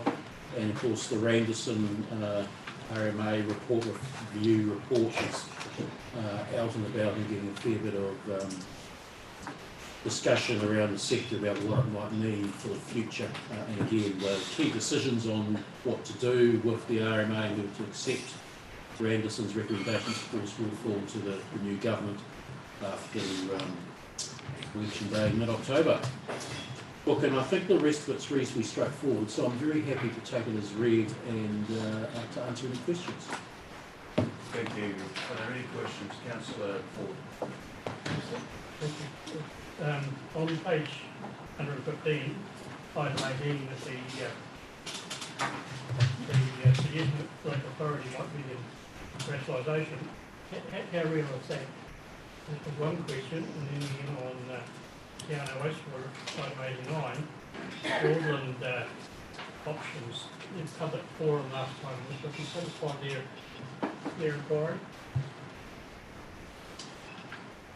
We did have a set of answers to those questions, yes, so I'm expecting that we answer those. Excuse me, Mr. Brewer, they were given a hard copy of the answers to their questions, and I followed up with a letter, I think it was last week, to Mrs. Shaw, that just kind of the loop. Okay, cool. Okay, well, the other question, number 18, how real is that? I think it's very real. Obviously, as I said, what happens with RMA reform is a question for the new government to grapple with once it's in office. But when you take Three Waters reform, the fact that the sector will unanimously, or raised almost unanimously in terms of their feedback through those workshops, the need to, and there's been discussion quite a bit about the future of local government, and there's a specific work stream being set up between Solomon and LGNZ, just deliberating at the moment how to best structure that and move forward an engagement process with central government in parallel with the Three Waters reform process. That is very real, something that will need to be progressed in the next 3 to 5 years, alongside of Three Waters and RMA and the other things that are going on at the moment.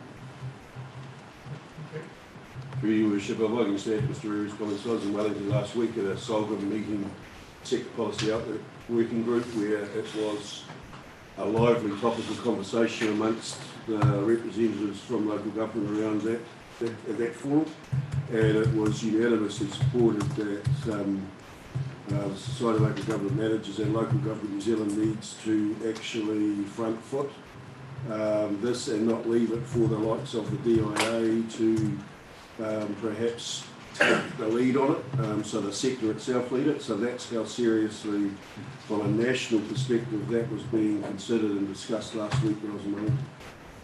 Well, that could have some major reflection on our asset arrangements. Oh, absolutely, absolutely. Yes, we've been seeking for some time. It's a very topical debate that will be the biggest reform for the sector since 1989. What's Coin South? Sorry. That's a new innovation entity that's been set up led under Brew Halstead. Brew Halstead's leading it, the Chamber. Chamber and Invest South. Invest South, Invest South, which is the trust under the Community Trust. And it's looking to grow opportunities. Innovate, yeah, yes, exactly. It came sort of as a result of the Swords. In parallel, almost separate to, but parallel with the Swords strategy development process, they emerged and got support through Invest South and others. So they have been, and they were actively in discussions with the Swords or Court Steering Committee through that process? Yeah, we'll be very much involved in the whole. Sorry, they're all talking to each other? Yeah. Very much involved, right. Councillor Menzies. Thank you, Your Worship. Just to note on paragraph 48, said visitors numbers to the island, Stewart Island, have decreased by 9,000 in the April May period, unsurprisingly. The numbers increased in June and July. Do we have the numbers that they increased by? I think Councillor Ford had that something. It's something like, thinking on the run, 1,600, 1,700, normal the wind is pretty quiet. That increased by that much was encouraging. So that was the increase over that period. Yes. It's normally pretty low, but the COVID thing hadn't changed that. In fact, it got better than it was everything. I think through your worship, obviously the decrease was a reflection of the lockdown period. And then with Great South's promotion and marketing campaigns and syncing and linking with Tourism New Zealand as well, get out and visit the new New Zealand places new in New Zealand. Hopefully that would be one of the reasons, I think, from the lockdown big drop to the promotion and campaigns that Great South certainly had. And I know that it probably was reflected in those months as well. There was Great South did some good work with Air New Zealand with the change of flights time from Auckland and Stewart Island flights to Stewart Island flights, put their flights back a wee bit, I think it was, so that people could actually get from Auckland to Stewart Island and run without having to leave the airport. So there was a lot of that campaign work that happened at Great South Religion as well. That would be a major factor in that. We could have customers from Auckland within 3.5 hours. And that happened. Yeah. And obviously we've got to appreciate the last couple of weeks, those flights now are no longer coming in, and it'll start to have to be rebuilt again as level lockdowns changed. I think it was noticeable in the Tiano area too, wasn't it, over that July period that was in it. Councillor Bay as well. Councillor Keys and Councillor Tuffy. Councillor Keys. Thank you, Your Worship. On page 125, the National Land Transport Plan, the process around that, I think the plan being developed now and then it will go out for consultation? Or how does that work? Yes, it goes through a consultation process which has been, I think, completed. I've lost track of exactly where that's at. I apologise, I don't have that information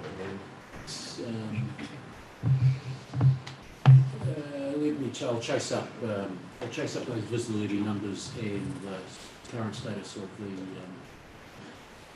National Land Transport Plan consultation. It was the GPS actually that was on delay consultation. The NLTP would have been done much earlier in the year. Just, yeah, I'd like to see what the proposal is and see whether there's any local. Well, the National Land Transport Plan is effectively the dollars, so Yeah. it picks up all the TLA plans and NZTA funding along with other providers. So last time I think we submitted to, or individuals could submit to the Otago Southland Transport Committee. Yes. Has that already occurred, or is that? No, this will be, in fact, I've just got to the paragraph, this will be reflecting the fact the draft is being pulled together at the moment. Right. To go through that process. Because it's about now where we're saying, here's the bids we want for next year. And then they add ours with everybody else and put in the NZTA numbers and make it all reconcile at a national level. So that it'll be under development is what that's saying. Through you, Your Worship, there's also a risk with an election between now and confirmation of the GPS and the funding that changes may occur. If you recall, 2018 GPS and process and funding wasn't confirmed until September or October, 3 months into the financial year. My understanding with Cole Rosa is going to try and ensure that those places occur. Just one person. And the lane elections, there obviously quite a few was parts of the government will cover budget cycles. Councillor Duffy, would you? Oh, a couple of, well, just that Courier Bay's figures were up for July as well on July last year. I'd said point about the dog registrations. We had a community board meeting at Wyndham on Tuesday night, and around the table there was one person who registered online Breeze, but there were others who had issues, and I haven't got a dog, I don't know. But I'm just wondering, are we getting feedback from people on how they've found the online thing working? And a number were saying that they didn't receive a posted invoice in the mail, and I don't know whether that's the case or not. Mr. Safiati, are you able to respond to those questions? Yes, so there are some teething problems this year. This is the first year we have Come forward. There were some teething problems with dog registration. This was the first year we had new dogs online, and also the first year we emailed registrations out, email address. So yeah, we get feedback, but it's a Breeze and then the total opposite. So we're going to be doing a review of the whole dog registration process to resolve some of these problems. So I expect that should be quite successful. And I don't know whether this is true or not either, but with the rollout of the new speed limit signs, it's been suggested to me that it's sort of being done in alphabetical order. Would that be true? Crazy. If it is, it sort of means a lot of running around. And it seems that way out in our area where Waikawa and that haven't got theirs yet, but others have. So this is as a result of the bylaw changes? Yes. We can then follow up and connect on that. Just direct Paul's point about the dog registrations, I'm aware of numerous people who normally expect their postal ones and weren't expecting it in the emails, and whether they have old email addresses and stuff. So maybe request that maybe there'd be a bit of leniency with the benefit fees, because that was the thing about I tend to agree, and I think we'll do some communications around that, but also I think next time make it clear it's going to be an opt-in rather than an opt-out arrangement, which it was last time. So that should resolve a few of those concerns. So query from our household. Is there any other questions? Good to see Lucia at item 81, looking at the cycle trail up through the Waikawa. I know that's been under discussion. So good to see those community initiatives. Are there any other questions of the Chief Executive? Okay, I'm happy to move the management report. Is there a second, please? Councillor Harper, all those in favour? Aye. Against? Carried. Thank you. Next item on the agenda is the late item which I talked about, which was on your hub under a separate title, separate document.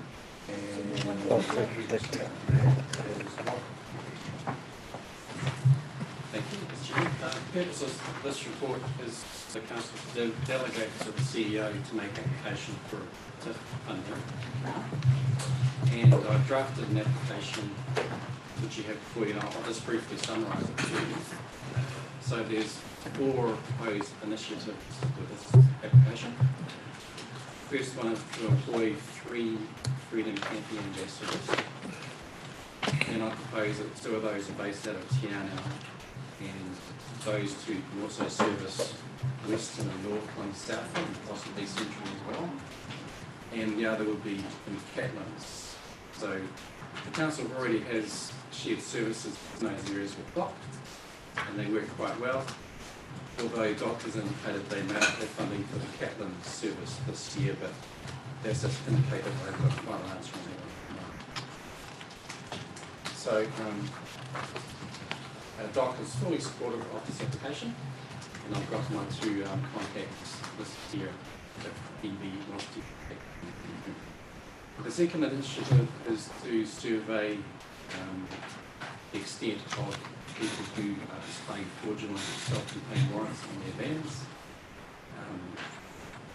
We often come across vans we suspect are probably not warranted, they're faked, and this survey will give us an idea of how significant the fraud may be.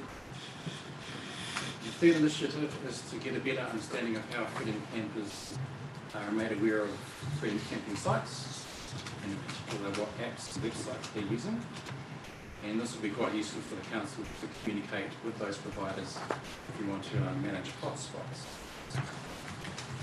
And the last initiative is to install some very prominent signage in Catlins, similar to how DOC does it in the Northwood area. And I've got photos of 2 sample signs at the very end of this application as examples. And even though I think things are fairly clear in the Catlins freedom camping, they generally do abide by rules quite well to make it even clearer for them, and also be useful, for example, to take Where's Beach off, not include it on their site to make that fairly clear that they mustn't go there anymore. Also, I suggest that should be a combined sign with block. So the total funding that we're seeking is $161,000 estimated, and council will have to provide funding towards it as well.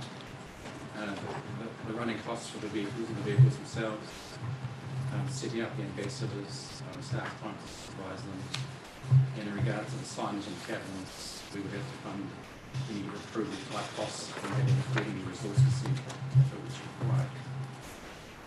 Have you taken any questions? Thank you. Are there any questions? Yes. Well, with the ambassadors to be based out in one and district extension, or they were travelling from I'd envisage that 2 based in Tiana and 1 in Catlins area.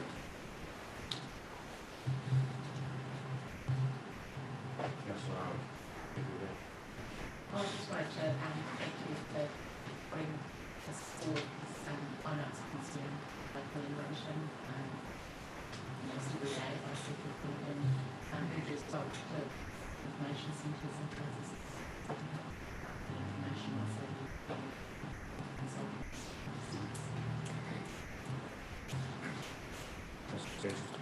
Your Worship, question about is there any indication why the department wouldn't be able to fund it, Catlins, or the share of the Catlins? My contact just advised that the latest budget rounds didn't include funding for the Catlins service. There was a syndicate to the final advisor. So, and then another question, if I may, that so we would be fully utilising the advantages of all the ambassadors program through MB, the recording of their conversations with people, so that they are able to be accessed by the other ambassadors. Oh, absolutely. So all 3 of them will have the ambassador app on. Great, thank you. Thank you. Any other questions? Okay, so we have the application there to be agreed to, and delegate the authority to the chief executive to sign this tomorrow. Is the councillor in a position to adjourn that? Councillor Keith, second Councillor Duffy, all those in favour? Against? Carried. Thank you for your work on that, it was done rather hurriedly. So thank you very much. Next item on the agenda is on page 129 of your main agenda, item 9.1, a discussion and recommendation around the electoral.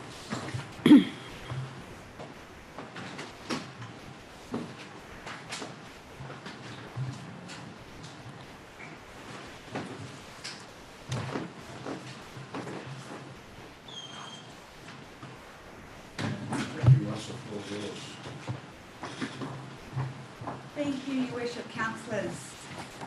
So I will take this opportunity to highlight some key points that are within the report, but I am taking the report as read.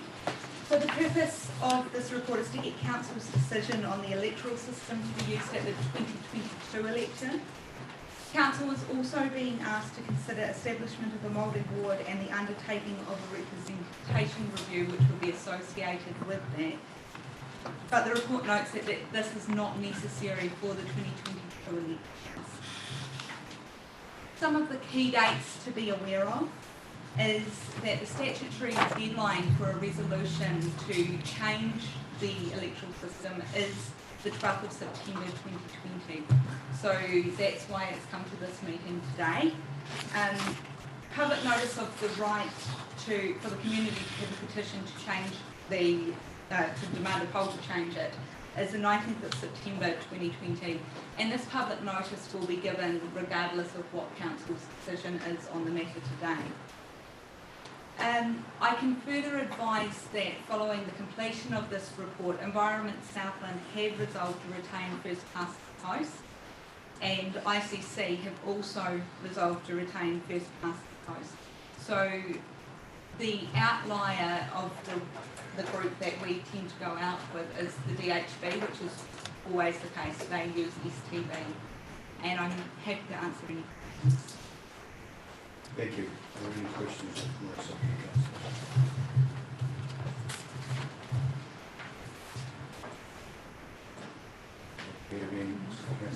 I was making comments, and I've made this comment the last several times this is brought up. I believe STV is a fair and more democratic system. I'll probably be the only one that does. Comment noted. Comment noted. Councillor Duffy, comment stating why? Well, it's here in the report, STV is a proportional representation system which may provide an outcome that's more representative of the community. That means that with that, your votes count better than just, if you've got, say, 3 people standing in one position, it's either one's in and one's out, whereas the votes for that second or preferred person would come into play in the overall. Probably not the spot to debate this one, but good comment.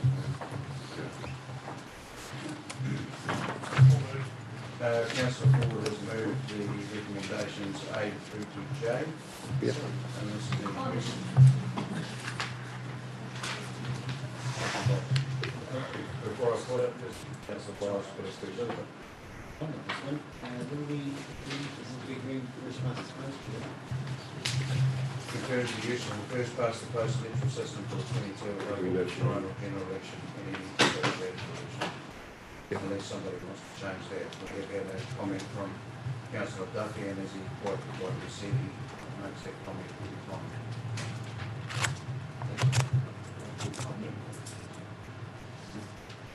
Is it worth discussing with the Well, Councillor Duffy is in a position that he wants to move that, and I didn't hear him move that recommendation.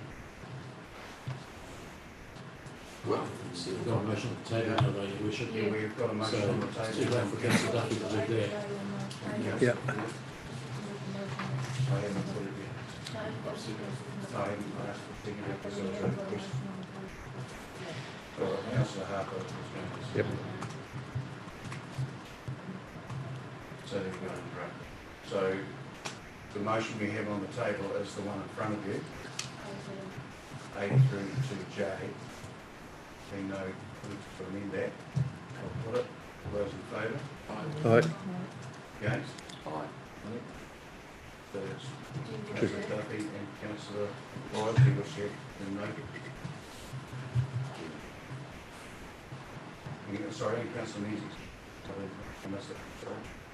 Is there anyone else I've missed, or do I need to go for a quick show here? All those in favour, please raise your hands.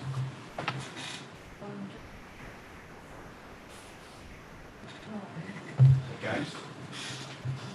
Three, and you wish to send your votes recorded?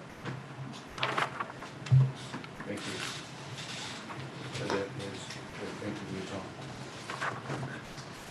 Next item on the agenda is 9.2, the Three Waters Reform on page 137 of the agenda. Okay, so I'll introduce this again. Mr. Russell may wish to make some comments as well. Obviously, you'll be familiar with the Three Waters Reform Program, where government's made a decision that it wishes to move towards multi-regional water delivery entity approach to the delivery of services. Those delivery entities is intended to be asset owning, with the assets and debt from councils who decide to opt in being transferred into those entities. At this stage, the process remains completely voluntary. It's up to each council to decide whether they wish to opt in or not to the reform process. If you do decide to opt in, then you would be eligible for funding in the first tranche is the only piece that's confirmed, where we were allocated $7.02 million, and then there's a regional allocation pool of $11 million, with a recommendation from the central government, from the Joint Central Local Government Steering Committee, that consideration be used to use of the same formula. But that formula does, of course, have to be agreed at the regional level by councils who decide to opt into the reform process. A decision on whether or not to opt in needs to be made by Monday. If you don't make a decision before Monday, then it's too late. And the proposed service delivery program, if you do decide to opt in, needs to be submitted to Crown Infrastructure Partners before the end of September. You will see in your attachments a copy of the proposed program based on this council receiving up to, basically in accordance with the formula, which is up to $14 million. But that formula, as I said, still needs to be formally agreed with the other councils and work through their process. In this paper, it's proposed that we delegate authority to myself to agree that funding with the other two councils, and then we can move forward with that, and that you also give authority to lodge the proposed program, which will need to be adjusted for whatever the final quantum is that's agreed between the three councils, along with any regional funders who may wish to use on a regional level. The overall timetable for the reform process is included in paragraph 21 there, where you'll see that decisions on it's proposed that Cabinet will make decisions in about May of next year around the number of entities, structural form that they'll take, their functions, delegations, their functions and governance structures. And then from there would move into the legislative process, which again will be a full, select committee public process, so expected to take 12 to 18 months to work through the legislative process for such a comprehensive reform package. In terms of this work program, obviously there will need to be some consideration given to how this issue is dealt with in the LTP. It's certainly our recommendation that Council would include budget for and plan for the ongoing delivery of 3 water services in the normal way, and if it does choose to opt in, and then include some agreed wording around consultation on the fact that you're proposing to look at joining the reform process on a voluntary basis, and work through that process via the co-design process, which is central and local government leading the charge on that. So look, that's the guts of it there, and as I said, the recommendations are to suggest that you agree to sign a memorandum of understanding. It is non-binding in the sense that you're essentially agreeing to provide information and contribute to the co-design process that's underway. You and the memorandum of understanding that you'd be required to, or that I'd be required to sign should you agree, is attached in attachment A, as is the service agreement and the proposed works program. Mr. Russell, are there any other comments you wish to make before we take any questions from councillors? Okay, Councillor Ford. Do we have any indication of regional support from our neighbours? For what I've seen to date, it looks like you almost almost be 100% support across the sector, unless this council decides to do something different, of course. It's your prerogative. Councillor Kramer, Councillor Matthews. Yeah, through your worship, I think it's very good that we also team part of this process. So it gives us an opportunity to access some funding and assist us in some of our projects that we've got planned. Very supportive of the recommendations.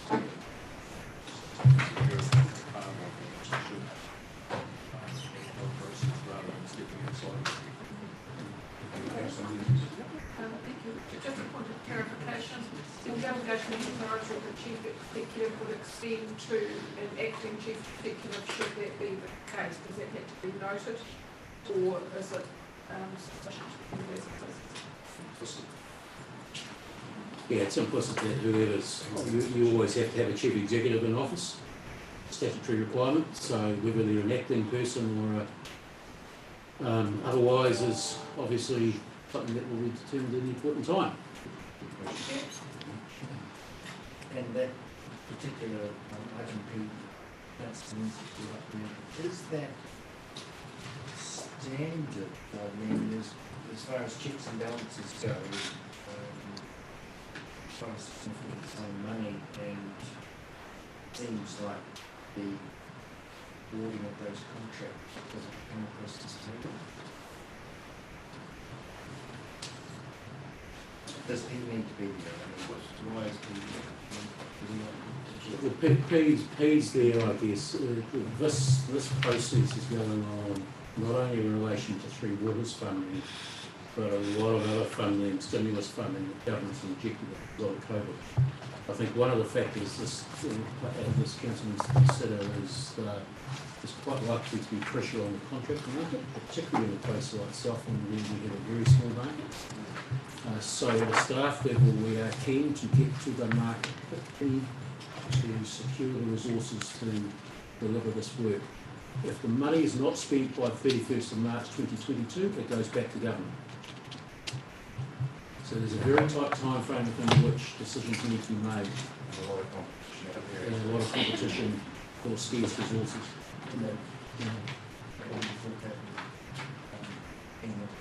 Come across this table. Well, it's expedience, and if we don't use it, we lose it. So That's fine.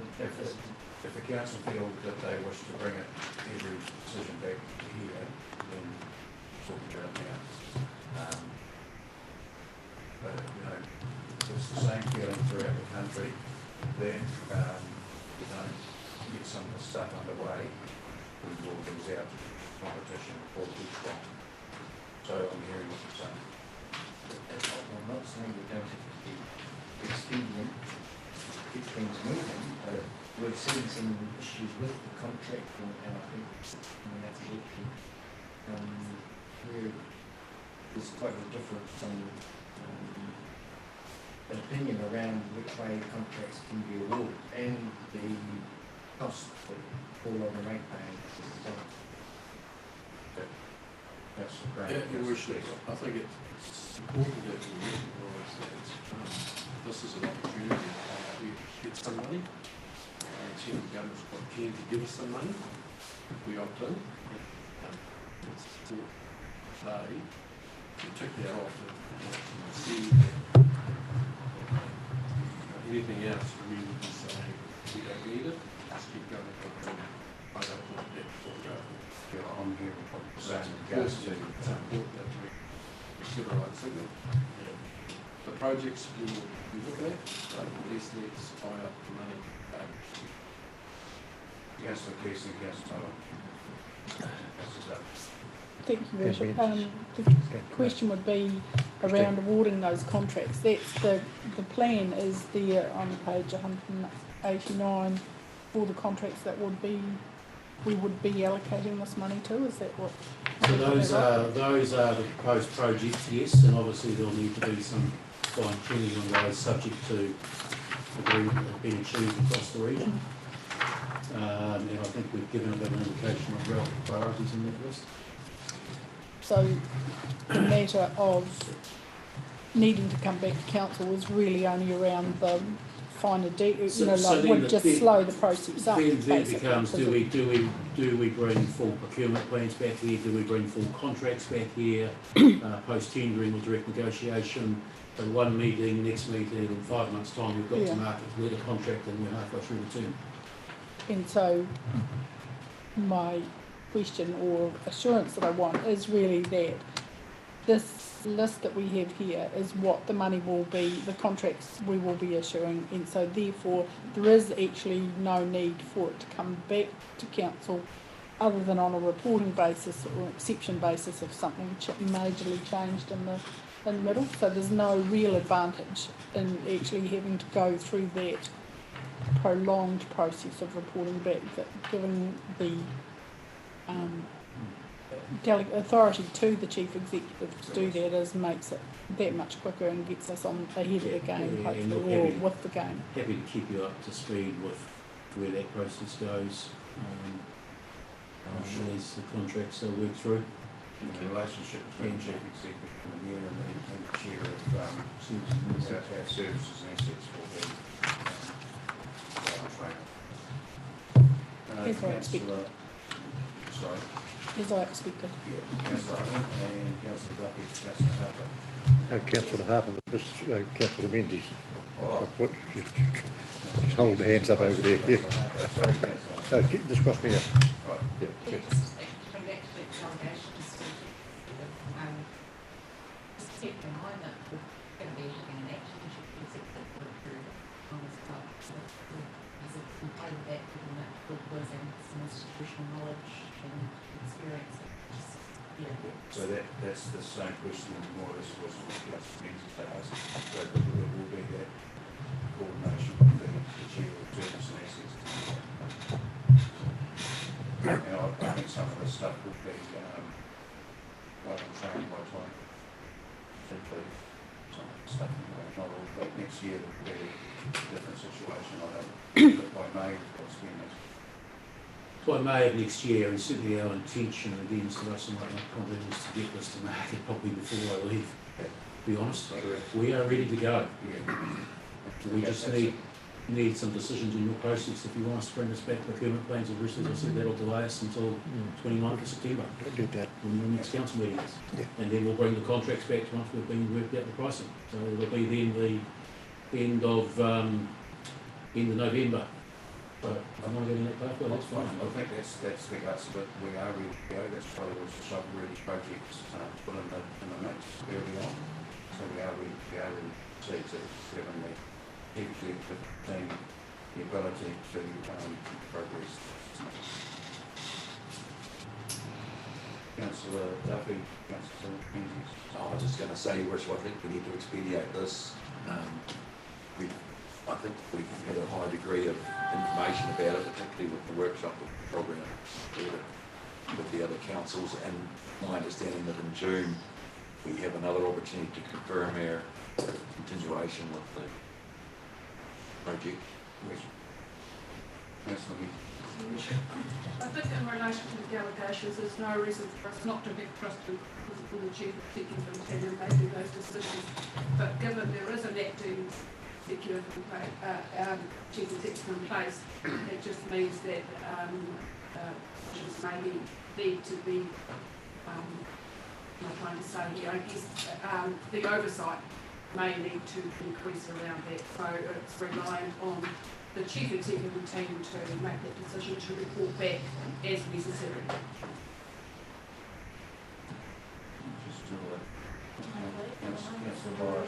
Thank you, Your Worship. I think it's only around the awarding of the contract phase that I'm concerned about. That's because I've seen how we're awarding contracts and with this slant that we're putting on some tenders, we're creating a different playing field, means we're awarding contracts now smaller. So you've got problems with the current organisation performance council buyers? Well, we're going to talk about something again shortly, but I'm not comfortable with awarding contracts to the So you highest have tender. problems with my performance council buyers? I'm saying I have the issue with awarding contracts to the highest tenders. So you have problems with my performance council buyers? Well, if that's what it is, then I suppose I do. Okay. So would you like to expand further, councillor Byers, on your particular concerns? Awarding contracts to hire tenderers, I'm saying, that's what concerns me. If you go through a weighted attributes process, of course, councillor Byers, you are bound by the tendering process you wish to use. If you have concerns about that tendering process, then that's actually a procurement plan process issue. So I suggest you put forward a motion that requires procurement plans be brought back to this council for approval, rather than being delegated to the Chief Executive. Then I also suggest you move a motion to ask that we have a bit more of a discussion about your concerns in an appropriate forum, councillor Byers. Is that when that's coming up, when, Not in relation to the Chief Executive. no, it's in relation to council awarding contracts. Right. So those are your options in work, councillor Byers, obviously. So we can move this discussion forward. We've just had a suggestion here from Fiona to that Mr. Ruru may or may not agree with, but delegates authority to the Chief Executive in consultation with the Mayor and Chair of Services and Assets for the negotiation of award of contracts. Is that going to be feasible? Certainly, I don't think we need to get into that realm. Your Worship, I concur, we don't need to get to that process is already in place. In addition to, we have an internal auditing system, we have an external system, we have a financial assurance to also monitor these aspects. And I have to say that I'm extremely concerned that Council Byers is challenging the Chief Executive's professional capability as Chief Executive and representing this organisation. I'm certainly opposed. It's totally opposed. I was going to deal with it as a secret matter, but we'll deal with this one here first, and then I'll make a comment. On that note, Mr. Bishop, on moving recommendations as. Okay, so the matter has been moved as per it is from A through P. Is there a second? Thanks for running for. All those in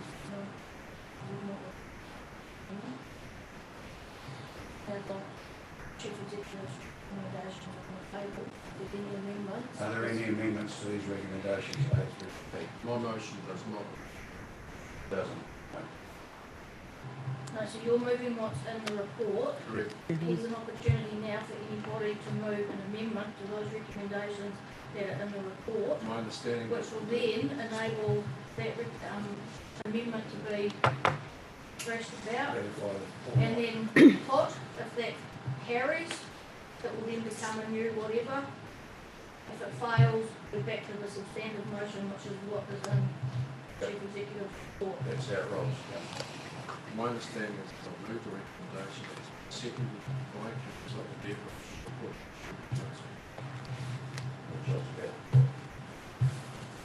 I'm reflecting on standing order to I think Mrs. Dunlop is appropriate in terms of if there was a councillor that wished to move an amendment to the substantive motion before the motion is put, they are able to do so.